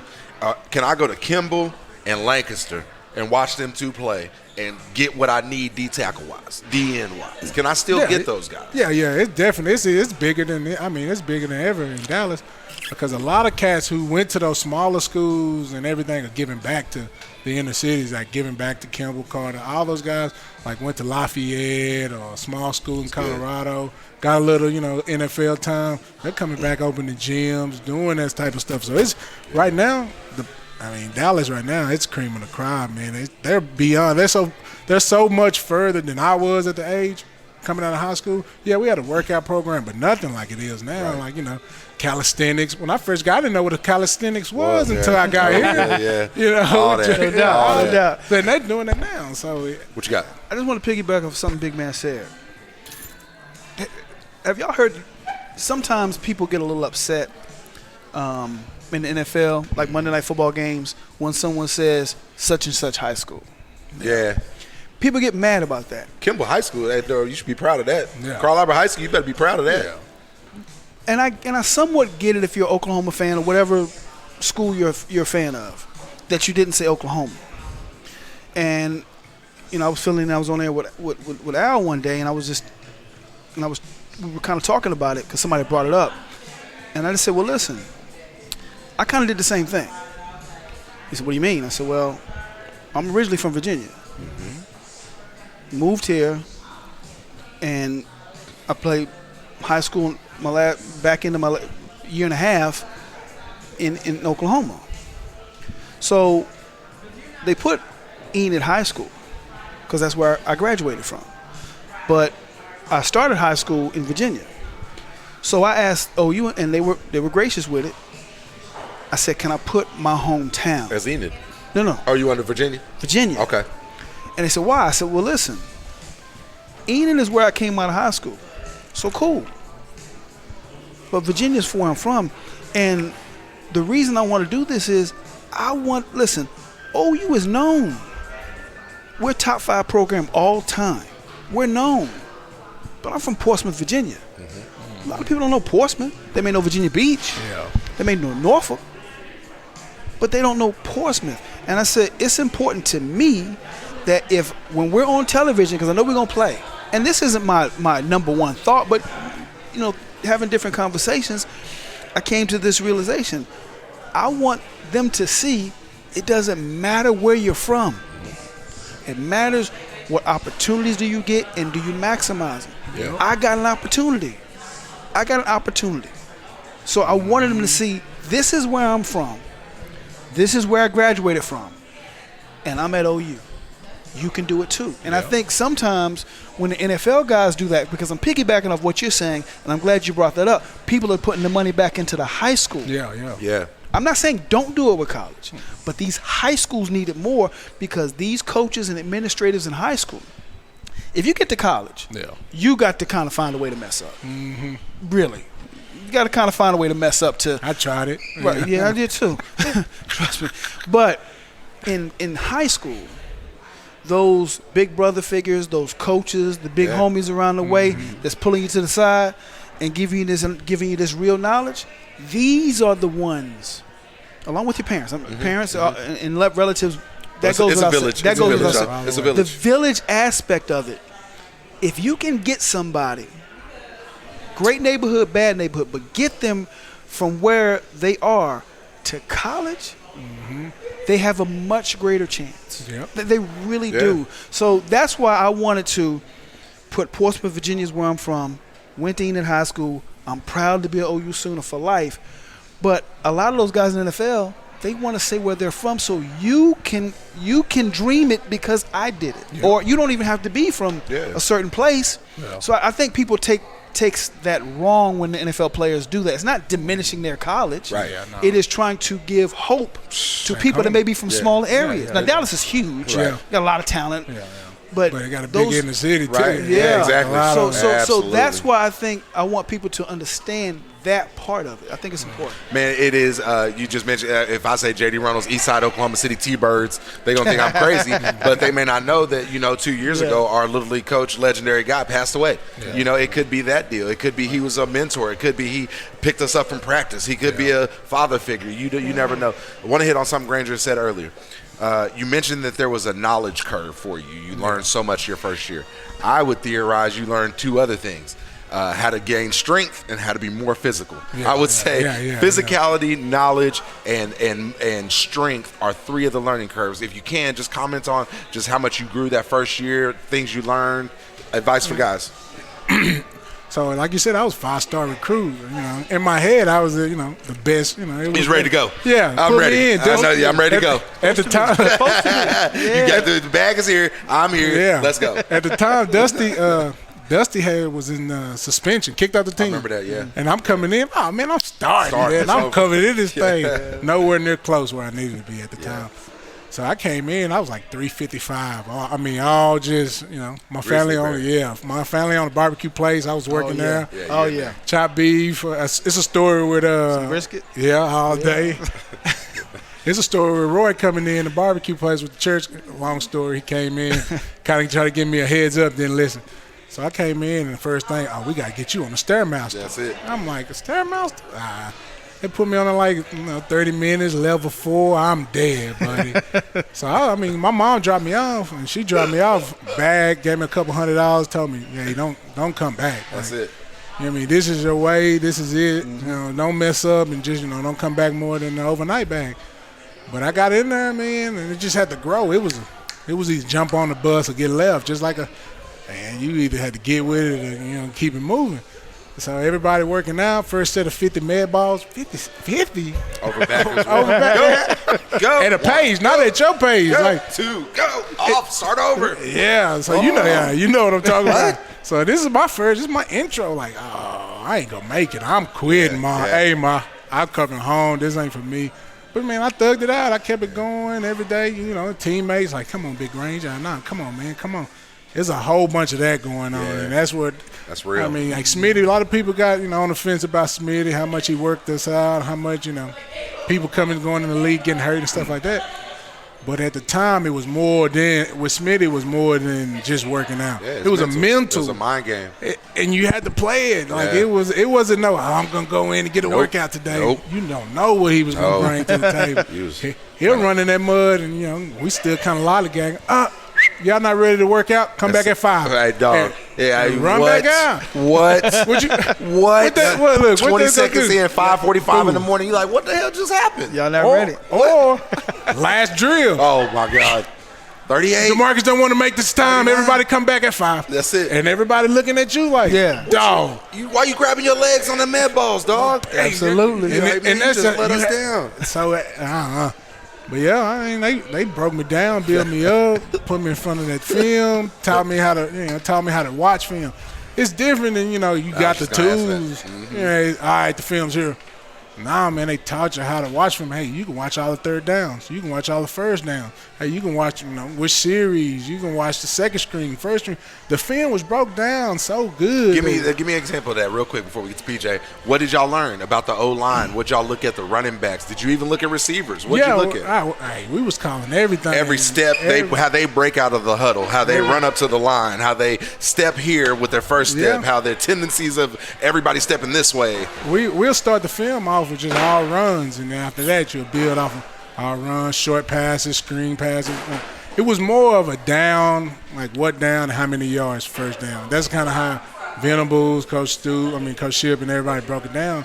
So once you learn, like, we can watch all the first down plays. Shit, it's only 10 plays. Right. And, 5 of them going to the left, 5 of them runs and 5 of them passes. Shit, I'm going to play this run, man. I'm 50-50. It's just like that. Third down is 6 plays. They don't run 6. We got 5 games, and they don't run 6 plays on third down. We know what this is. Let's just, let's bundle, let's bundle the trips plays over here. They got an offset, and they only run these many plays offset. So you can – they taught it to us, man. That's real. You're still remembering it. That's the other thing. You're still talking about it. I see him visioning it. He's looking at it right now. Granger, what are they on third down? What's their percentage of run? What's their percentage on second down? Second and short. What do they got? First and long. What are they at? Okay, they got a first and short. Where are we at? And you knew it. Like we say, we had Curtis and we had Ryan Reynolds, and it just had to. They just elevated everything. But I love it because when you have that type of tutelage and you're willing to accept it, and you have people that's looking for your spot, and it was there too. That's when you're going full speed. Yeah. Because people think they're going full speed if I'm running as fast as I can. Full speed is knowing what they want to do and having a good idea of what they're going to second and third options are going to be. So when you do the film work, and the thing was, like I told him before, I just put the guy in front of me. I got him. Yeah. You know what I'm saying? But what you're talking, they're competitive in me, but it was foolish. But what you're saying, P, I didn't mean to cut you off. But what you're saying is, guy comes up, gives you a press look, and he bails at the snap. You had the same reaction, but you're saying, oh, okay, it's a fade for me, so I'm gonna fade him up, blah, blah, blah, get him by. Oh, well, he bailed, so I'm gonna fake a comeback at 15 and go. I mean, you're thinking things of his reaction, even on the run, that you wouldn't have thought about your freshman year. Right. No. Yeah. And then when watching film, we'll watch how far is he going to drop. Does he drop a certain amount and then come up to give you the appearance that he's bailing, but he's really not. And then now, he thinks he's got it. It changes things. So I just think that the film work, once you committed to it and wasn't like, man, I got to be here. I'd rather go be out. It's your upper hand. Yeah, right. Yeah. But once you know what you're supposed to do and you know what the offense is, that's the easy part. The thing that gets you better is what they're going to do and what they think they need to do against you. Because once you figure that out, then it's amazing. Was there a drill going into the strength stuff? Was there you guys as older guys? Was there a lift? Was there running that used to put the younger guys out? And then just talk about that. And then as well as I know you know the knowledge, but just other things that your freshman year, just that the strength, the shape, and then again there's the power. You're in the weight room with me first. Bench press, squat, what? Yeah, because I didn't do a bunch of weightlifting in college. I mean, in high school, a little. I'm talking about when you come, it's totally different. Everybody, all the wide receivers power clean 315 now. Yeah. While the receivers benching 365. Yeah. While all the D linemen work out with 405. Exactly. You like what? Exactly. What? So. That was one of the things that was eye-opening. Yeah, we worked out, but it wasn't nothing like this. And then physicality, that was the other one I was thinking. It was first day of pads, just crazy. Yeah, it was. Yeah, but once you put me in the pads, I'm in my element. Now it's competitiveness and that type of deal. I tell you what, we did have. I think I told you this before. I don't know if he heard it, but those drills they used to do with the receivers. It was like 6 of us. Yeah, 6 or 7 of us. It was like 14 of them. So not just my freshman year, but Snellenberger had it where we were 20 yards apart, 14 DBs, 6 or 7 receivers, and we had to run at each other full speed and they time it. Just run at each other full speed. And Real deal. And then we had another one, we went 5 yards and you got to chop, and that safety is running full speed the whole time, and you can't turn until they blow the whistle, and you turn and you got to block. That was, I had never seen that before, so it was jarring at first. I'm like, man, you giving them all the advantages and that, and then, you know, coach came over and said, listen, you don't think that might not happen to you in the game? Mm-hmm. Yeah. Be ready for everything. Yeah. Now get back out there. That's real. Okay, cool. Then your mindset changes. Yes, you know what I'm saying? Sometimes you need to, pull your collar a little bit. Stop complaining and get it done. Yeah. Granger, you talked about Stairmaster. You talked about some other shitty drills that we used to have to do at med ball abs, all those. Talk about what used to what used to be the hardest workouts for you, and then is there any other lifts or running that you saw other people tap out on? Oh shit, running! I tapped out. Everybody know. Anybody who watching this. Be like, hey man, if we got more than 4 triples, man, y'all keep an eye on Granger. Coach, he ain't gonna make it. They knew that was the weakness. Hey, we're gonna do 6 today. Let's see where he got in the tank. It'd be the last workout of the summer. Man, we got 6. Let's see. He always tap out on 4. Let's check his. Let's check where his heart at. Man, you got to make it. I've been pulled across that line a couple of times. I've been pushed a couple of times, but I made it, though. That's what's up. But nah, it's other than them triples, them medicine balls, them things, buddy, they'll knock a man down. That's man, yeah. But that workout, man, you got to be able to tap into a different tank. And I done been to the edge, the line, You know about them workouts. Oh, and y'all boys, y'all do it before anybody. Yeah. I couldn't do it. If I didn't know, PJ, how much we had to – I could not have been a lineman. I could not have done it, fam. The way he worked them cats, the first thing in the morning, I mean, we depended on them to know at least, hey, what's the last thing we doing? Med balls. Okay, cool. Because then you know what's over. You know when it's over, okay, I got something to look forward to. Right. What's the last? And if they just look at you like. Hey, but he peeped game on that halfway through. So at first, you'd be like, med balls the last one. And, sometimes you get your class mixed up, you get in another group. So I was like with the linebackers or something, and he mixed it up, came in, med balls off the front. So now your head thrown out like terrible, PJ. You ain't ready for that right now. It's too much and it's too intense. And talk about that. Who did y'all's weights back then? And then did y'all have strength coach? Was it just football coach that did it? What y'all do? Yeah, we had Pete Martinelli. Oh man, he's and big, we had big Joe. time. So we had Joe Jurassic. Both of them, Joe Cowboys. Pete been around forever. Great guys. And the thing about both of those is they pushed you, and they didn't let you skate. But they really cared, man. Like a situation we see when they pulled you over, they'd be yelling, do it. And as soon as you cross and they know you gave everything, they come up and hug you. Great, you know what I'm saying? So it was pushing you to be better, not punishing you. And once you realize and internalize they're pushing you to be better, it's not a punishment. Then you accept it a little bit more. When Snellenberger was there, I'm scared of heights. Pulling the rope, jumping on the rope. We had to climb the rope to touch the ceiling. Yeah. And we had 2 blue gym mats. Good luck. Lineman had to do it too. Whee! Right? Yeah. So, and then we had to run the stairs. That wasn't the hard part as much as I get to the top and I can see over.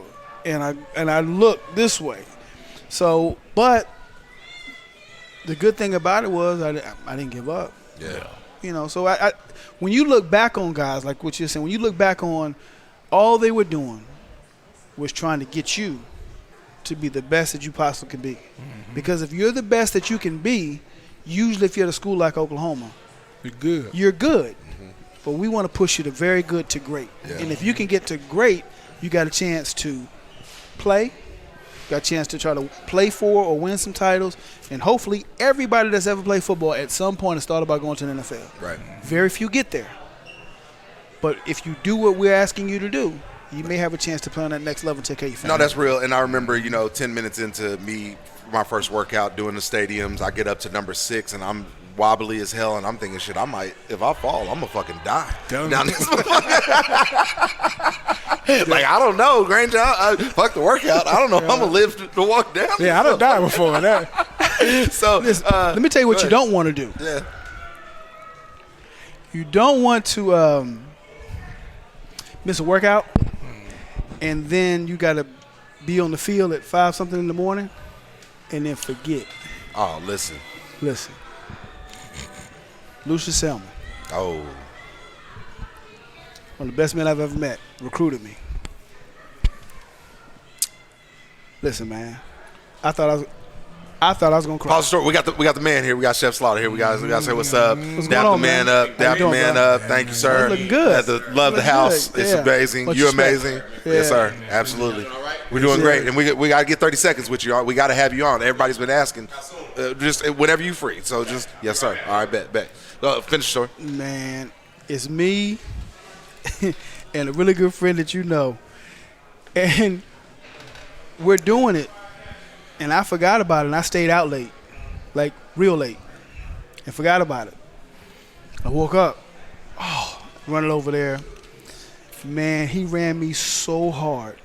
And Mike, I'll just say his name, Mike, was with me. You know Mike. Oh, yeah. And Mike was fine. And Mike and Coach Selman are verbally, not getting into it, but he's challenging us. And Mike is like, this all you got? I said, Mike, stop. Chill out, Mike. I forgot about this. Yeah. And I'm not ready to keep doing this because I haven't been to sleep yet. Right. He said, well, you'll learn next time. Oh, yeah. And I said, you know what? You're right. I said, I'm not going to be here at 5 o'clock in the morning because I didn't do something right. I'll be here at 5 o'clock in the morning because that's when y'all say we're going to work out. Yeah. So sometimes you have to take that L to get that W later. No, that's real. And people think bad times, because it's happening to you, you don't like it. But sometimes those things are the best thing for you. Yeah. Because you know what's on this side if you do something wrong. But if you do it right. Well, you said it last pod, though, PJ, a smart team. And a smart team doesn't always – or a smart team is what makes you scary. Yeah. Well – to me, smart is being disciplined. Yeah. And it's kind of what Granger said. If Smitty was so militant, he running there 15 seconds. Oh, JD ain't here? Listen, if JD ain't in this motherfucker in 10 minutes, all y'all motherfuckers come back at 3 o'clock. Exactly. And run out. And y'all be like, what just happened? We got to go get JD shit. You know, everybody over there. And let me just tell you, PJ, there's some doors. Some people owe some apartments. They ain't get their deposit back because as soon as that, you already know, Brad, as soon as they crack that little, bow, they kicking them out, dragging them into the, you know. So that discipline was there. There's been plenty of people dragged to their draws. You going to this workout because we not going to come back at 3 for you. One thing that does work, you can talk about that if you want crazy. They be grabbing boys out the room. Tell Smitty my car. Michael Hawkins, I love him to death, but his last day, I remember, he said, tell Smitty my card don't work coming out the bud. I said, boy, my card worked. Yeah, you believe come that on, shit? it was nothing good. Coming out the bud? Coming out the bud. He said his card well, you have to scan your deal, get out. Yeah, nothing worked. He looked. Okay. I love him to death. Okay. That's my dog. He said, tell him my key ain't work. I said, hey, brother, you better be in the hospital. Even then, it don't matter. Yeah, you better bring the doctor with you. You know what I'm saying? And he still got some. Look, well, my freshman year, I had to have surgery on my calf. I came back. I'm on crutches. I'm like, I get to watch these guys work out, and I'm about to chillax. Nah, they working out. I whole upper body. It's leg day. Upper body. You about to be getting upper body 5 days a week. Pushing the Stairmaster down. First day. I ain't doing nothing. Shit, they had me push 2 miles. I couldn't even lift my arms up. I'm like, oh, my God, I ain't never going to be hurt again. What? Yeah. That's funny. You would rather not be hurt than be hurt. That's kind of how like you say, it wasn't a punishment, but it's like, hey, if you really hurt, then you hurt. But if you're not hurt, we about to get you. But hurt and injured are 2 different things. Yeah. 2 different things to them. I don't know if you saw it, Granger. One thing that worries me about this team coming back next year is we don't have very many seniors on defense, bro. We've got one, I think, senior D tackle. We have no senior D ends. We've got 1 senior linebacker. We've got 1 senior corner. I don't believe we have any senior safety, maybe 1 senior safety. Yeah, and that's scary because the passing – at some point, it is a such thing as a passing of the torch, man. I don't think people believe it, but when Remy left, he left some knowledge. When Dusty left, he left. Hey, here's the bag. Take care of it. The moves, grabbing your shoulder, pulling your shoulder through the little thing. Like he taught, like, hey man, you can really use it. Yeah, you do the drill, but hey, I'm gonna show you how to do it. Coach Ship is old back then. You can't get down on threes. Show you this is how you really do it. You pulling, you seeing them. You're like, all right, that shit really worked. Oh, no joke. No joke. I mean, you start skipping them years, and you don't have no seniors, like you say. Like who's to keep it running? Like who's to show you this is what we expect, bro? You can't. Hey man, 15 minutes is late. You can come a little bit early. This is what we expect. Coming on time is not. You late. That's 100. Coach Ship used to pass 100 up downs out. Hey, like IOUs, hey, that's 100. Yeah, hey, that's 100. Give him 100.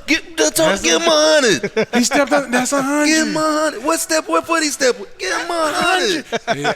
And listen, you be like, oh, ain't no way he could keep up. Ain't no way he could keep up with all them 100. Run that back on film one time. Yeah, that's 100. He know, but hey, you owe me $1,000. Yeah, you owe me $1,000. That's messed up. I had a bad game one game. I knew I had a bad game. You know it's in your head. After you play, you go to sleep. You're like, bro, I think I stepped underneath like 20 times. Like, it's on your head fresh. And I was like, I had a bad game. Like, it might have been bad to people watching, but for his standards, perfect.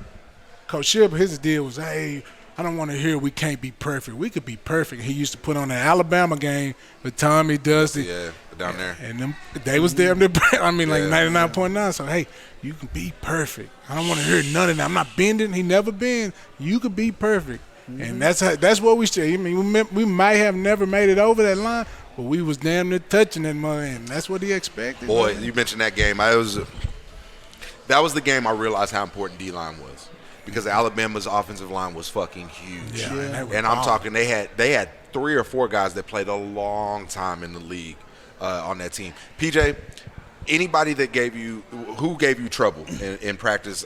Is there anybody that you can talk about the seniors or lack of seniors on this defense, but I also want to know not just who gave you trouble. DeMarcus brought up a good point. I used to work with Zodot and them on their hands, so a lot of times when I'm pass protecting off the edge, I'd get a bigger guy and they'd slap the hell out of it. Some of those things you learn punching through the damn forearm. I'm learning. I'm damn run.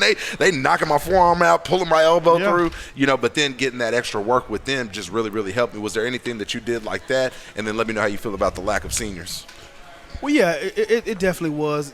The thing about it is, getting a release off the line of scrimmage is very important. Mm-hmm. We know that. But it's not just doing this. It's like, are you seeing? You got to see it. Mm-hmm. You can't just, okay, well, I want to go that way, so I'm going to just. No, that's not going to get it. And I thought I was doing something my freshman year. That's not getting it. Right. You got to. They with you work step for step. Right. Nice try. I mean, you have to really see. When it's time to throw you. When it's time to do it, what it's time to do. Sometimes you can't do the same thing all the time. Sometimes you got to go directly at him as if you're blocking and get off, or something different. Fire, move your hands. Make sure the hands are the same. Stance is the same. DBs don't just look at your head and your hands; they look at your feet too and your waist. Because the guy told me it's like basketball. When I play basketball, dad and coaches say, "Watch their waist. They can't go anywhere without their waist." So you may be doing all this; they're not looking at anything but right here. Your core is going to go where you go. Yeah. So it's just different things that you learn, and these just small things to kind of take a look at. So a release, especially if you're not really a big receiver, but you're fast, they want to put their hands on you. Yeah, all the time. They want to put your hands on you and try to impede your progress, because they know that the timing of the play is so important that a receiver may get lazy and just try to just get out there. Mm-hmm. And then that's when it can disrupt a lot of these plays. So you have to be quick but disciplined in those moments. And I think that's where coaching comes in.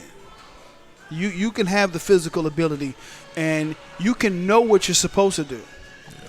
But a coach who knows you, he knows how to talk to you. Yep. A good coach, he will hold everybody accountable. But he knows what gets you. Yeah. He knows what gets me. Yeah. He knows what gets you. It's not what you teach, how you teach it. Right. Yeah, and this is something that we've all said before. Most people in life don't care how much you know until they know how much you care. So I knew they cared. Ship cared. Yeah. You know that these guys cared. Boo Blake cared. You know what I'm saying? Great recruiter. He's in town tomorrow too. Yeah, I'm seeing him. I'm going to my boy Jeff Frazier. Yeah. Oh, I thought What's up? What you got? Blake? Yeah. Coach Blake. Coach Blake, he'll be here tomorrow. Oh man, He'll be tomorrow. he almost had me. Was he at Nebraska? Nebraska. At that time, He yeah. had, if it wasn't for Nebraska, him and Ship were like, hey, they speaking real. They speaking real. That's real. He is hilarious, Yeah. but he is a great teacher of D-line. Yeah. I mean, did in the league with the Dallas Cowboys in the heyday of the Dallas Cowboys. Yeah, I mess with Blake. Like I say, he almost had He me. told us had what, Josh Norman too on my last spot. He said, "You're gonna be that big freak that dot big that I. freak. You're gonna be that big freak that dot that I." quick feet, sweet, quick feet. Yeah. And one time he told us, he said, they call me Black Hawk Down in Nebraska. I said, why? He said they drop me out somewhere. I bring somebody back every time. That's it. Oh, Blake is the best. I love man. it. Blake is the best. I love He's it. amazing, man. I love it. We'll have to come back to that. A few more coaching stories that recruited you and stuff like that. But Granger, you live by Off the Hook. Let's give us some pub, man. Just talk about shit. I've had some smothered fries. This is actually my first time eating here. I feel like a sinner. Wow. Like, how am I from here and don't? But I've been living, pretty far away. But man, the wings look amazing. The shrimp. Just talk about what you order from here. You live up on the one by Britain. Everything good. That gumbo fire. That they had a chicken sandwich here not too long ago. That mug was fire. Yeah. It was smacking. That was smacking. But everything here is good, man. I done cut it out a little bit. My wife done put this plant-based diet. Yes, sir. Yeah. Got a new coach program. I heard it might have some other But benefits. you gotta change. I'm getting a little bit old. I can't. No, eat, you're man. I right. can't She eat doing that right. way. She looking out for your health.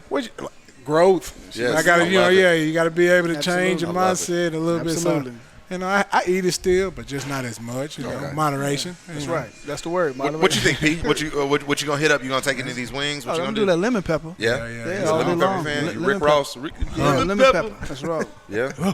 Okay. Hey, let's get on rap. What you got? Who you rocking to these days, Granger? What you got? Dallas rap. Yellow Beezy. I give everybody. Listen, I give everybody a shot. I'm still that old. I'm that old Dallas, that Tum yeah, Teasy. Tomzilla. Come on. Lil Flip, Let's Houston. go. That's the base of my my hip hop. Freestyle Kings. Yeah. Oh my God. Yeah. But I still get these young cats a little. You got to keep stay relevant. You listen to the young guys, PJ? You don't rock with the young rap, Lil Baby, 21, No. NLE. No. See, I get it. But I mean, Jay's the greatest. Yeah, that's true. I'm That's Jay, true. Big, Nas, Pac, Yeah. Rakim. That's my five. Yeah. But they're not necessarily new, but they're younger. Yeah. The two guys that are giving me lyrical hope for the future, Kendrick Lamar and J. Cole. Okay. They're the two lyrically of the newer school that I've gravitated to because, listen, production is important. Yeah. But production is not the artist. Man. What the artist says, I'm judging that. Because the producer can give you a hot track. Yeah. Okay, now we talking. Okay, that's Pete Rock. Yeah. That's Timberland. No, that's yeah. you know what I'm saying. That's the producer. Yeah, he made it hot. What did you do with it? So I like people. Words matter to me. Yeah. The other thing is Words performances matter. Yeah. Man, back in the day, your ass was real if you perform live real. I love 21 Savage, but his bars average and his performances are horrible. Yeah. Hey, I went to the show just because it was something to do. Yeah. It was terrible. I'm gonna say this though. you know who's kind of. I'm not really gonna say necessarily I'm a fan, but I'm impressed by some progression in his lyrics. Yo Gotti's talking about some. Yeah, some. You know what I'm saying? From I'm not really necessarily a big fan. Yeah, but I see the time he spent with Rock Nation and Jay, his mindset is changing. Yeah. Owns his masters. He's actually saying things of substance. You can ball. You can ball. You can talk about what you've done, what you're going to do. But I see some substance in. Now he's talking to some of the younger guys through his music about, hey, I did this. Why don't you do he's trying to give back a little bit. So I'm not a huge Yo Gotti guy, but when I see somebody that is growing a little bit, I want to shout it out. Go ahead. You need to check out that rapper D Smoke. Rhythm and flow is it was a little corny, but it produced a nice rapper that's right in that realm of Kendrick Lamar and people like that. It's pretty. Crit is nice too now. Yeah. Crit is nice too. Like I listen to everything. Back in the day, my sister used to want to be a DJ. So, Luther, Vandross, everything. Luther? Big Luther. Big Luther. Yeah. That's what's up. R. Kelly before. Before they banned him, before he was pissing. Yeah. Well, he was probably pissing back then, but what? What's funny, Brad? Come on, man. Hey, that's my dog. Don't get me wrong, but the damn documentary is shocking. Yeah. That's all I gotta say. You gotta be Lord. Listen, this is very simple. This is very simple. He's one of the greatest artists ever, and he needs to be in jail. This is not hard. No. The Boondocks. Listen, the Boondocks. That's all I can think about. Your crime. What? Boo! Shut up. Your crime does not change your talent, and your talent does not keep you from going to jail. Yeah, no. He should be in jail. I don't know why that's hard to say. He's a great artist, but he should be in jail for a long time. Yeah. That's not hard. That's real. Granger, talk about, you mentioned Boo Blake recruiting you. Give me some recruiting stories, man. I want to hear it. I know you had you 5-star D tackle out of Texas. Texas had to be sleeping on your front yard. No, I had to exit Texas off the rip. Really? Yeah, off the jump. I had to let them know. We spent a lot of time down there. I did track and field. I was like shot put. I remember that now. I remember that. You had like one of the top throws in the nation or something crazy. You been to Austin? I've never been to Austin. What's Austin like? That's the reason why I didn't go. Yeah. So at a young age, where we come from, I came from the inner city. Right. Parties. I got you. Yeah, so it was like that. Say no more, I got you. My mind at the time where I'm coming from, yeah, I got you. I was like, I know what it is. That's too much like the city, too much. I got to go somewhere I know wholesome because, hey, let's go to do this. Let's go do this. I'm down. I'm down. As long as, we can get away with it, I'm down. Yeah. And, at a young age, I kind of knew that. I was like, Like, at the time, we kind of came out of high school. We had two other good players, a fullback and a DN. One ended up going to Baylor and another one somewhere else. And at the time, we had a group offer to LSU. And I was like, hey, bro. Even the coach, I think it was one of those deals like, hey, man, you come here, we can coach, you this, that, and that. And I was like, I can respect it, but, bro, if we go to school together, we're going to all be back. We'll be back in the D. Same old same. We'll be doing the same trouble. So I'm going to have to step away from y'all a little bit. But that's the reason why. I had to tell Texas, the Texas relays or something like, hey, man, all due respect, I don't really feel it down here.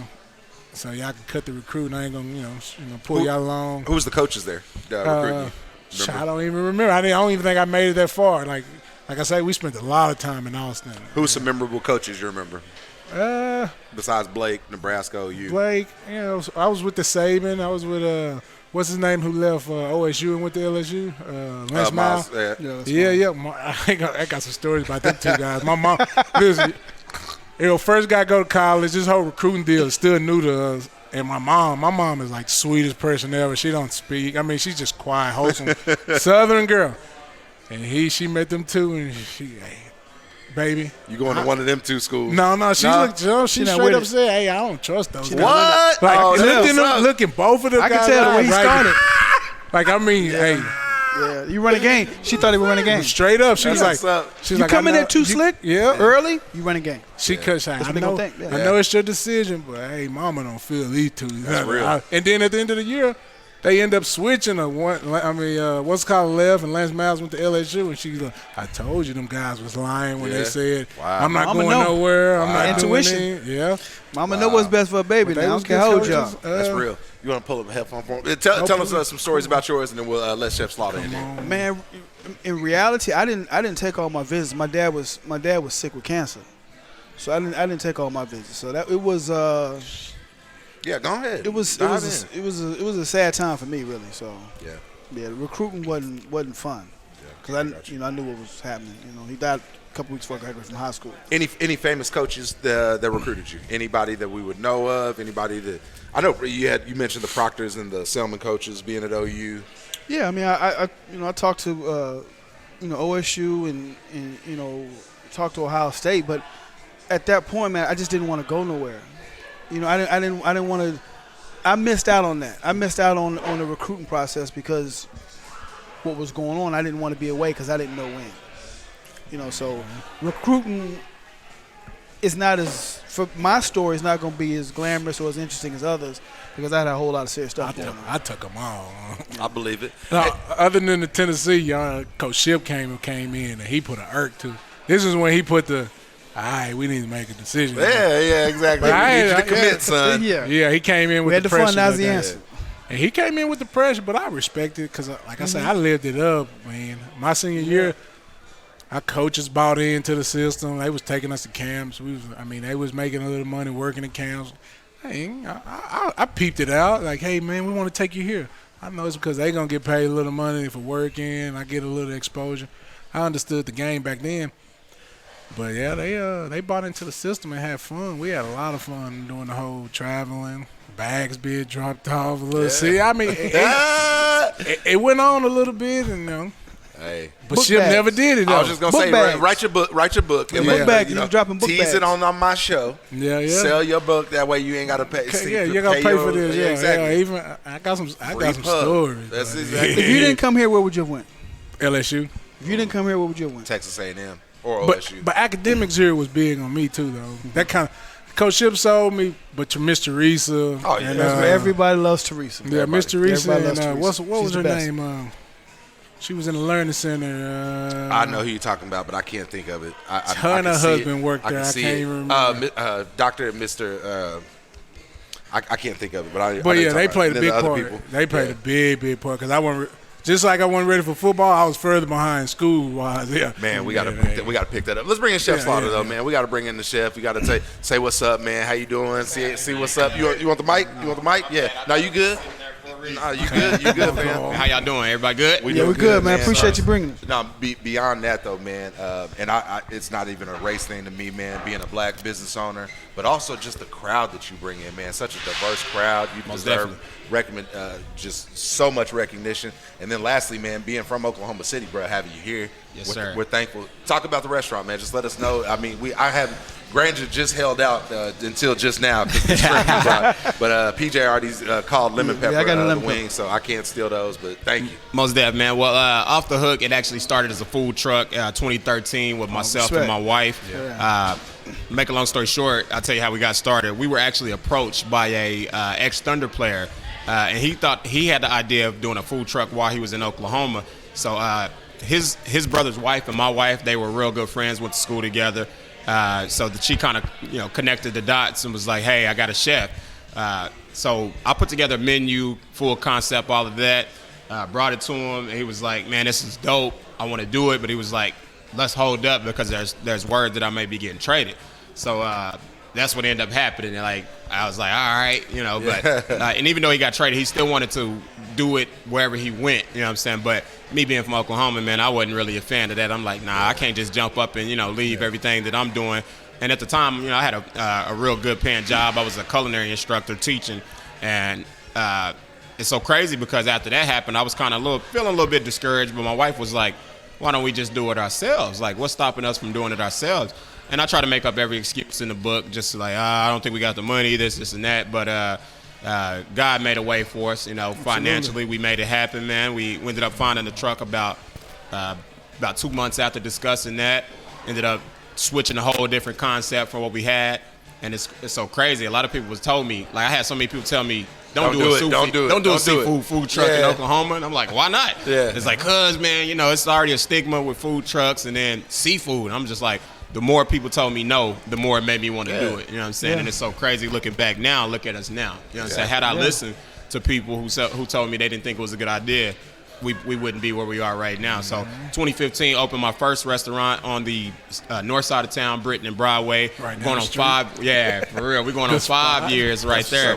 And that location, nothing was able to survive a year. It was built to be a Starbucks. Starbucks didn't stay open. After that was like a Mexican, Korean fusion, tacos or something. They didn't stay open. And a lot of people told us that wasn't a good location when we took that over.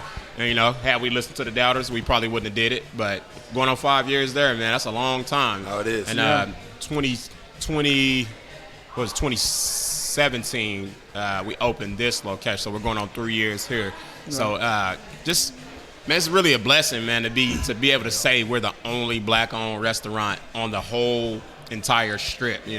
That's big time. You know what I'm saying? And when people come in, they don't see color. They can't come in and tell, man, this is a black-owned restaurant. So it's shocking to a lot of people when we tell them, when they ask who the owner is, like, me. Yeah, I'm the owner.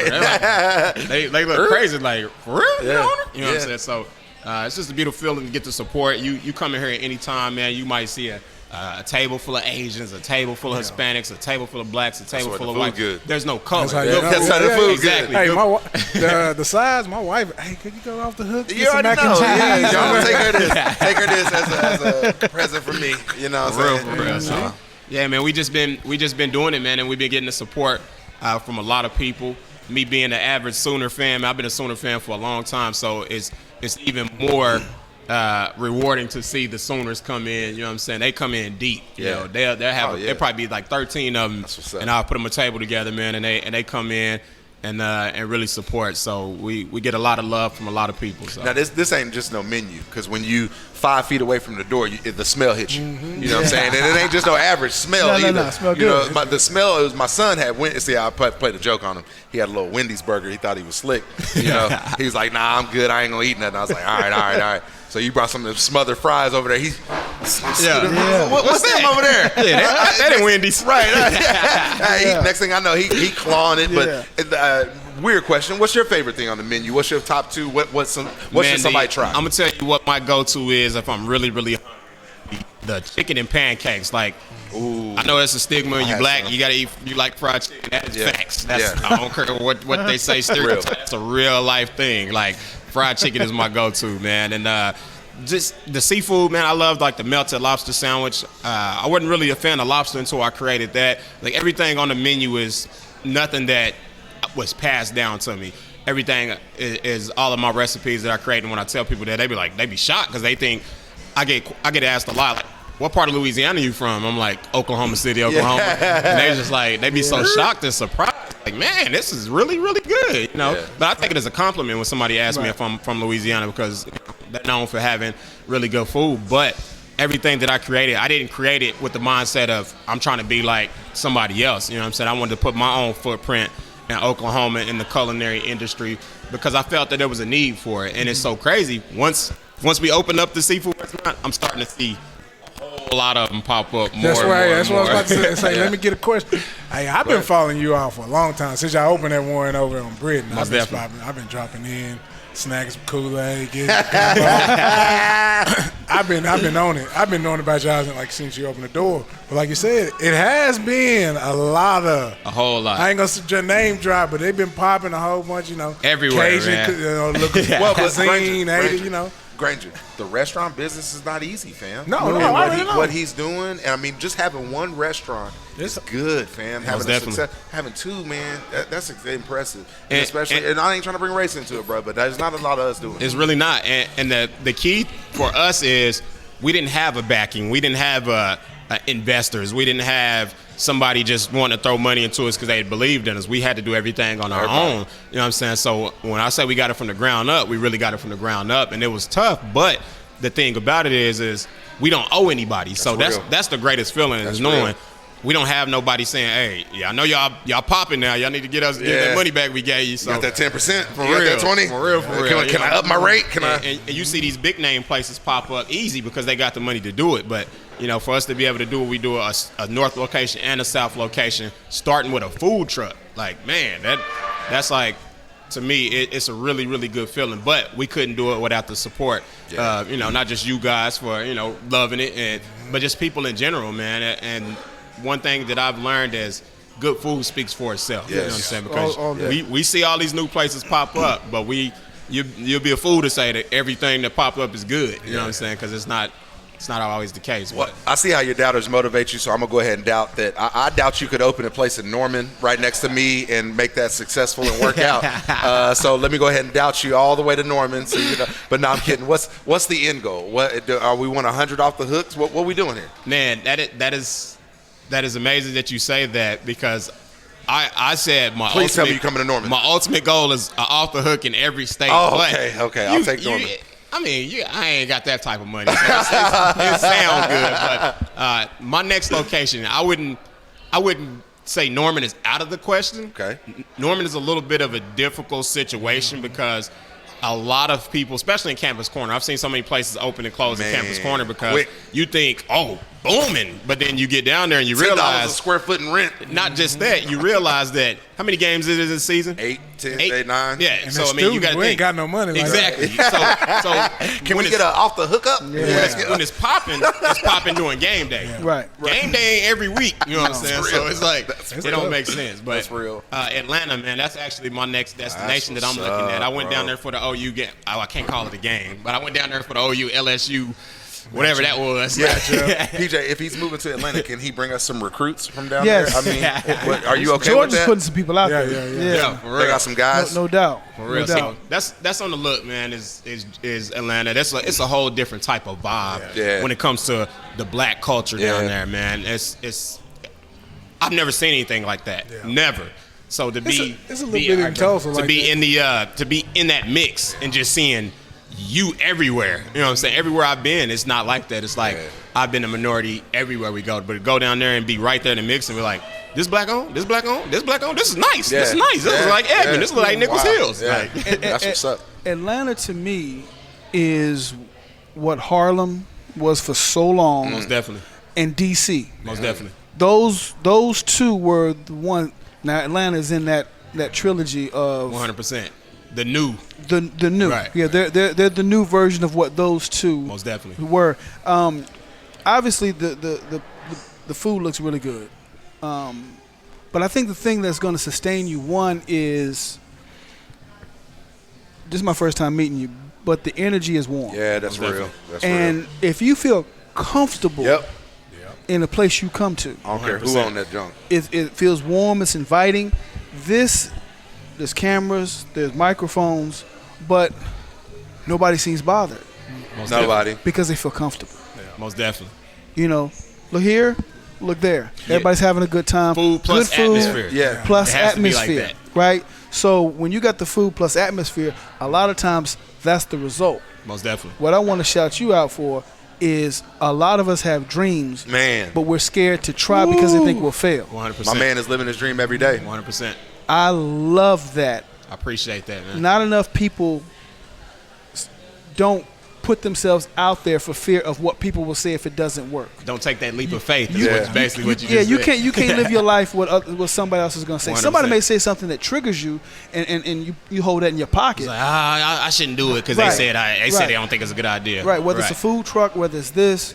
Salute you, brother. Yeah, Appreciate it's it. a part of comfort is having comforting music. You got the playlist down. I heard bruh, Earth, Wind and Fire You today. know what I'm saying? So I heard Earth, we Wind and got Fire to is my get a favorite top group, so we yeah, good. I was gonna say let me get a top 5 oldie groups and top 5 new rappers you listen to because we was talking about the rap game. Are you involved in any rappers? Man, what you got? I'm gonna be honest with you, man. I am an old school too. R&B type of All guy. day. So there's only one artist right now that I could even call an artist. As far as the new, like when the new, we ain't talking J. Cole, we ain't talking, you know what I'm saying, Kendrick Lamar, but we're talking about the new kids. As far as the new kid, the baby. I think the baby, Like DaBaby. because he's not a mumble rapper. You can actually He's not a mumble rapper. He's Go hard. not. You can He understand got them him. hands too. Exactly. Exactly. Oh boy. Now, Them hands, as too. far as what he's rapping about, you know, it ain't for me. It ain't all for me. But from a music fan standpoint, I can respect his craft. But as far as old school, man, I'm, you know, Osley Brothers, Gap Band, you know what I'm saying? See, that's me. I'm old school. You jump in the truck, that's what I'm playing. I got one for you. Check this cat out. He's a diverse artist. Okay. I'm not gonna really call him a rapper. I would say he's a diverse artist. Actually, two. I'm gonna give you two guys. Just check them out. Because I'm an old school guy too. Earth, Wind and sir. Fire to me is the greatest group ever. Most definitely. Ever. They spoke Hard to to beat your 'em. soul, Hard spoke to to your beat 'em. spirituality, Most social definitely. consciousness. They are positive. Most definitely. Love the Isley Brothers, OJ's, Mays, Yes, sir. Temptations. That's my 5. Absolutely. But the two younger cats I want you to take a look at is Anderson .Paak Heard of him. and BJ the Chicago Kid. Heard of him as well. They Those both- two cats they- are pretty good, man. They both. Rod Wave. They're pretty Rod good. Wave. Hey, They're pretty good. If you feel like crying, Hey, I was gonna say shit. If it's real, you know it's real when they bring Boys to Men out. Because dog, Yeah. I'm like, man, they about to make me cry over that junk. I'm like, they done brought Boys to Men out, man. Anyway. But one last question. I know you got everybody's booming, probably asking for you. Might be a weird question.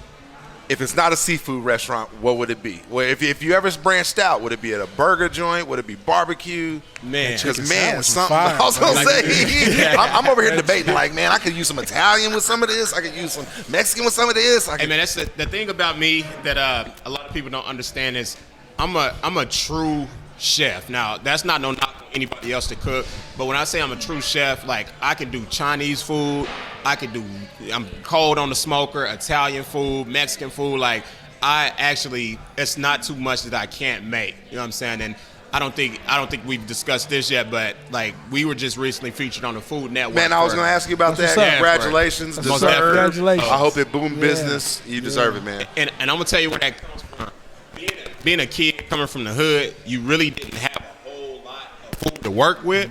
So I was always that type that we might have 5 ingredients in the kitchen and a pack of noodles. Right. Well, I'm gonna take that pack of noodles and them 5 ingredients, and I'm gonna make a full course meal. You know what I'm saying? And I used to have friends come over and we make the same noodles, and they always be like, my noodles don't taste like yours, man. So I used to be in charge of of cooking for the homies when they came over. So like, to be honest, there's really nothing I couldn't do. So I really, like, I would love to open up a sushi restaurant, like a black sushi restaurant. Hey. Who would think of a black sushi restaurant? My kids and I teach, brother, they would love you to death, dog. Let me just tell you. They be talking about that shit at 7:30 in the morning. I'm like, focus your ass on math and bring a pencil to class. Damn. Hey, for real. Shit, you over here worried about sushi. Right. Yeah. You can't even write it down. But I mean, you wouldn't think of that. You wouldn't think of a black-owned sushi restaurant. I don't even know if there is one. I'm gonna have to Google that. Yeah, that'd be great.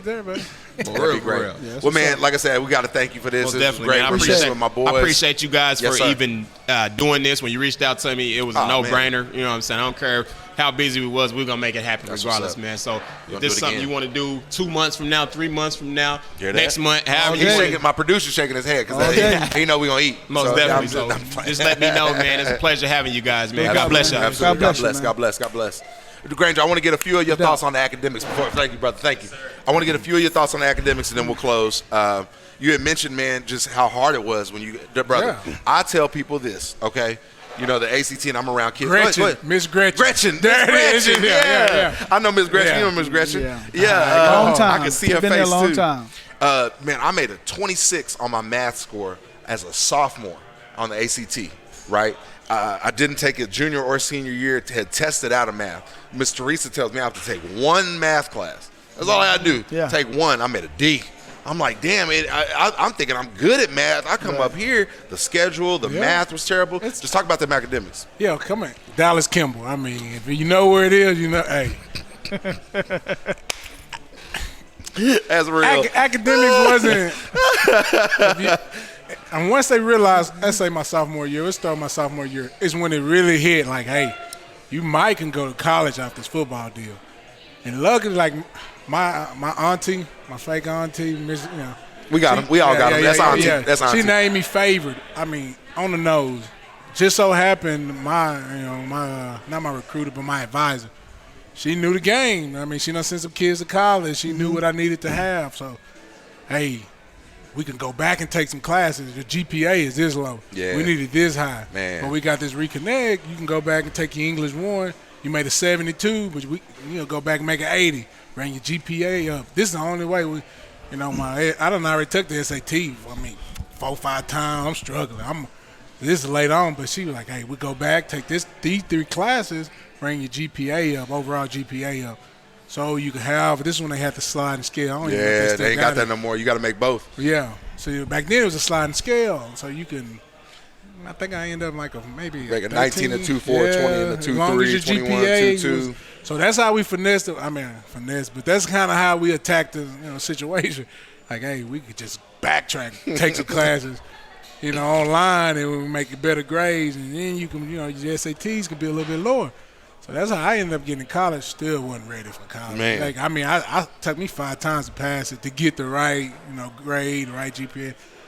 I wasn't ready for college. But they sent me in that mud, not knowing what I was. Go ahead, P. Let them know. Well, let them know. The thing about it is, the more people dig into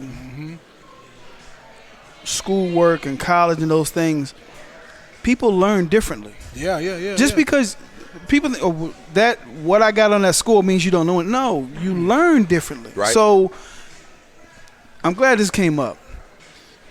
Coaches go down in history. Players go down in history.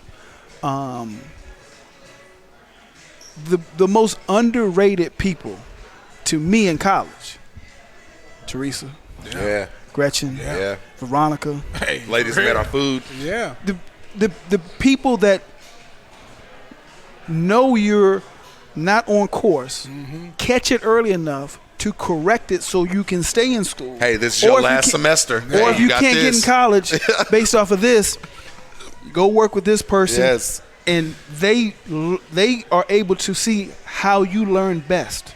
And that's why I say that's how I end up here. So the doc, when she sat me down and Doc said, Gurney, Dr. Gurney, I mean, all those people are so underrated because it's the players and the coaches and all this, and that's important. Gary Rain wasn't there. But that those people help so many people have better lives.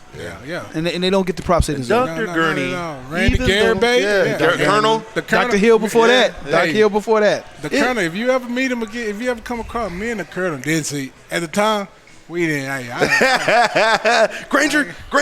I mean, you and who didn't? The Colonel. I know the Colonel. Yeah, everybody know him. Afterwards, you're like, hey man, he just wanted to, he just wanted us to become better and getting us ready for, life after football. That's really all they really trying to do. He's trying to help you. I still got 2 books he gave me. Yeah, I still got 2 books he gave me. That we just, I'm at the time. You asked me, I'm going to the league. Yeah. Pinpoint blank. That's off the rip. There's no questions asked. But they wanted to get us ready for other things. For life. Yeah. But I wasn't ready for that school. They booked Miss Gretchen. Teresa actually did recruiting on her own. This is what kind of got me with OU. She asked my counselor, hey, what kind of student is he? At the time, they talking like, he ain't a good student. Yeah. He ain't a good student. His mama know he ain't a good student. So when I came, his mama know. When I came, they had a section for the learning, the learning center. This is this is what we do with kids, because I ain't gonna come in here and test. I got the intro classes, the intro everything. My whole first year was intro, everything, math, science, everything. So they did a segment, an hour long on my recruiting visit. Nobody else did it, and that's when I was like, they care. Yeah, that's when I was they like, really do. And if I'm gonna get a degree, bro, I ain't gonna do it on my own. I'm gonna need some help. And Miss Gretchen understood the way I thought. Me and Miss Gretchen, I don't know why she left the OU. Ain't none of my business. But when she left with me, she taught me how to learn how to do school because it's just repetition like football. And she grasped. It wasn't like that corny stuff either. Like if you got a football on it, it was more. Me and Miss Gretchen was like, hey, I know where your mindset is. This is how you learn. Shit, if I got here, I made a read one book, Catcher in the Rye, and that's about it. In high school, get to OU, Miss Gretchen taught me how to read. Not like read, but taught you how to read a book. Like you ain't got to read it all. You do this. Taught me how to skim read and stuff like that. Taught me how paragraphs, all that stuff. I knew, but I didn't know. MLA, all kinds of different formats. I was just putting words on paper back then. Right. In a computer, we didn't have no computers at DISD back then. And everything on computer. I didn't even have an email when I rolled up in this. She sat down and just taught you stuff, hands-on, and you just grasp it. Yeah. Dr. Gurney, it was damn near impossible to stay awake. He sounded this. PJ Mills, how are we supposed to pay athletes? I love him. And the money. He's got some interesting thoughts on he thinks the NCAA, with the rule that they just made, created their demise. Like he wrote a big paper over it saying that by I heard them something about that. Did you? I thought it was really, really good. Let's get this. Talk about life, Granger. You talked about your kids and everything. Mm-hmm. Let's just talk about anything upcoming for you, work stuff, business, anything like that. Just let the fans know. I got in New Orleans Sooners having Sooners. Matter of fact, board member right here. I came back. Football was on the downturn. This is where you face a life like, hey. That's a hard transition, Granger. A lot of people ain't built for it. That's a hard transition, brother. I try to tell people, hey, just pace yourself, man. It'll come. You got to apply the same type of mentality as football to life. Like, as long as you putting the work in, it got to pop eventually. Like, you got to start seeing results, and that just kind of, you might not be where you want to be, but you just got to keep grinding. PJ love that. Yeah, I ended up in oil and gas, and I got in it, and I was like, hey, it's money here. It's places you can move. Like, you can make some money in this. Yeah. So, I just been with it. I stuck with it. They put me in that position, worked for Chesapeake for a while. And then Chesapeake took a little downturn down with BJ Services. That's all the way in Canada. We go Canada. We go to New York. I just found a little home, and they respect it. I can give them just like football, man. That's Just apply your knowledge, show up on time. That whole be in front of the class. Nobody's gonna fail a person trying. You know what I mean? They might get on your ass if you're trying and ain't getting the work done, but as long as you're trying, you're going to get something. You're going to learn something every day. You're going to just get better at your craft. Real quick, before PJ go, last give somebody advice on that transition that you made, because you're a 5-star guy, played at this huge college level, and we all got to give it up someday. What would you tell somebody? Just keep grinding. When just like you said, Kobe, if you something you passionate about, football was just my passion. And at the time, this whole time, there was nothing else. I was lost. That period, I was lost. What am I gonna do? I do this, but I ain't have it. You got to redefine yourself. I'm not a football player anymore. Yeah, it defines you. Yeah, you're not playing anymore. That's your identity. Aren't you that football player? Well, what are you doing now? Yeah. Well, are you not playing anymore? Yeah. what happened? So shut up. Yeah, it's over, Damn. man. But a lot of people don't grasp that. But you just got to keep grinding, And there's a lot of stuff ship talk. Come back to ship. A lot of stuff ship. Your mama worked 3 jobs. Did you ever see her give up? Like I say, it's deeper than football. He hit you with them. While you doing up downs. Yeah, I can't do it no more. Couldn't your mama do it? Yeah. Can she do it? And you be like, man, I got 2 kids now, but I can. It's real though. I got 2 kids, but I got a wife, and at times, you start to see man, my mama did it by herself with 4 kids, and it wasn't until I was a teenager before I really realized, hey, man, we poor, brother. we ain't we ain't got more cars than that? Why the lights off today? Stuff like that. Hey, man. So if she can do it, I got my wife with me, and I got 2 kids. This is about to be a breeze, and we're gonna have fun doing That's it. What's up. So just keep going, man. Never give up. Just don't give up. Because the easy way is to give up. Yeah. There's a lot of times you come to that fork in the road and you're like, man, I could just quit. I don't want to wake up and go to work today. But you got to. Now I got people relying on me, and it ain't really no such thing as failure right now. I can't let my boy – a boy dad, I can't say, I can't let my kids see me. I know, you know what I mean? Slap the hell out of mine for not doing his homework. He on TikTok and shit right now. Yeah. So, but no, you bring up the broke stories. You brought up some fucking bad memories. You go open a damn refrigerator knowing ain't shit in there. Let me open it again. Just, it still ain't nothing in there. You got 3 things in that motherfucking cheese, one thing of water. And some noodles. The noodles stayed in that thing. Spam, I can't eat it no more, but back then fried spam was that was a luxury. Like Slaughter said, you just mix this shit together, eggs with spam and cheese. But anyway, PJ, just let everybody know what's up on life, man. How you doing? Man, I'm blessed, man. Every day here is something somebody else wasn't granted. Mm-hmm. Not to get too much into it. I look at things like this. Put God first. Always. And find either your passion, something you like to do. If those 2 things aren't options right now, wherever you're working, give it your best. Yep. Give it your best. Everything is not going to be what you want to do. Mm-hmm. Unfortunately, we would all like to, play in the NFL for 20 years and never have to work again and be on TV and talk about it. But real life hits, and I think that it's very important for us to understand you either win or you learn. Yep. That's how I try to look at it. Either I won or I learned something. Yeah. It's not necessarily losing. Losing is if a family member or a friend is called home. Yeah. That's losing somebody. I didn't get that job. It hurts. But I learned. I learned something from it. I learned what I did right to be in a position, and I learned what I did wrong that I didn't get it. So, if I don't get something, I ask people, what was it? Let me know. I'll try to work on it. Yep. So I just think you either win or you learn.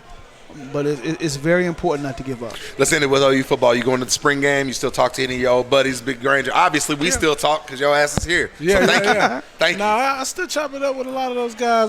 We have the Facebook group, too. It's amazing. That helps the a lot, Facebook group is it's off the chain, bro. I still talk to them. They remember having me dying. I'm going to start something. 2000 to 09, the all-time 2009 team Ooh. 2010 to now. Who wins? Yeah. No, we had dogs. That whole 2000, you can't even put, if you put 2000 and 2008 together, that's just over itself. I mean, because you're talking Tommy and Gerald. I think 2000 to 8 or 9 would win. Yeah. That receiver, a lot of people sleep on that receiver. Malcolm, you're a Joaquin, receiver. Manny. You got to respect that. Let's say Jermaine. Gresham. Malcolm. Manny, Iglesias, Joe John. They had some guys, man. Yeah. What? The ball just had to be in the air, buddy. Then, like you said, those first 10 years, I mean, then you're talking. We had Clayton, BJ, Mark Bradley, Travis Will. I mean, those first 2 third round right there. Yeah. Went to the league. The one thing I say about our defenses, my freshman and sophomore year, and then the offense my junior year. I mean, PJ, the offense my junior year rotated a tight end that played 11 years in the league. Mm-hmm. I mean, your fullback gets drafted. Your fucking fourth receiver goes third round. I mean, everybody that subbed in got drafted. Yeah, that's something that not a lot of classes can say. And I even know, I love him to death. That you can't say every dude that subbed in got drafted. Everybody who started might have went to the league, but the backup. I mean, and then another deal, Granger, you got to see it though. But Coach Wilson was a beast, man. Oh yeah. He was a beast. He was made an us ass, earn it. But he was Our defense made us earn it, and then the coaches put us in good position for us to earn it. But dude, I can't I can't give people a good enough visual of how tough you had to be to make it through inside drill at practice. And the coaches was in it too, though. Yeah. Like, it wasn't all right, good. No, it was I'm breaking. You ain't run his ass over. You ain't blah, blah, blah, blah, blah. It's calling you over. It's like rolling up. We about to battle it out right now. Coaches was into it. We was into it. I never heard good job in inside drill. Yeah. You hit somebody. What you doing? Da, da, da, da. You never get a good job. You get a good job till the game. Right. So, anyway, hey, man, it's been a great episode of Fullback U. We do this shit all day. We probably will. He said we can come back, and just judging off these wings, I will be back. Off that pancake and everything. No doubt. Big shout out to my boy, Big DeMarcus Granger, man. Much love to my big bro, PJ Mills. Man, thank you guys. Let's do it again, fam. All day, anytime. You know that. Yeah. So, we'll plan on that. My boy, Brad Reed, will hook up some great highlights. And, man, I'm going to go make my son do some math homework. He was chilling over in New York City and shit, thinking he all big and bad. You know, so then mama leave me with the homework. So NYC, you know, that's all right. They get that work, and I get this work. So that's how it works. That's you built for it. Dad life. Isn't that what you say? You built dad for life. You got to raise that boy. Yeah. So ain't nobody else gonna do it. I'm gonna raise him right. Speaking of last thing, you know, we got this new gaming laptop over there. So that joint, Brad. That's what he's all giddy about. Okay. Right. Well, it's a gaming laptop, PJ, so you can like video yourself playing Fortnite and shit like that, like the gamer stuff. Like I heard people don't go to sleep doing that. No, they don't. And so I was hyped. I was like, "Hey, James, you know we can play this game." He's like, "Dad, you actually have to be good at Fortnite to you like video." I said, I don't know if I should be impressed or pissed. You want me to take this joint back? I mean, what you talking about? No, I'm proud of him, though. He earned his fullback stripes right there. Yeah. Like, I'm not too good to roast you, fam. I like it. You ain't good at Fortnite. I like it. You ain't shooting on me. You ain't making no money off of it. They making money off of Fortnite. Yeah, they make some real money off of that stuff. Your kids got any gaming consoles? My wife, me and my wife like the yin and yang. She grew up and she speak 2 languages and. You know, Oklahoma girl? No, Austin actually. Okay. So we met in OU and stuff like that. But she's the whole education. I don't know, get your butt, get in timeout type. Yeah. But it works. We make it work. All right. We got it. You know, they already speaking Spanish and stuff like that. Hey, that's awesome. That's impressive. The younger they are, the more open their mind is. I believe it. Yeah. So that's where we kind of going. Football, it's kind of hard to, it's in the house.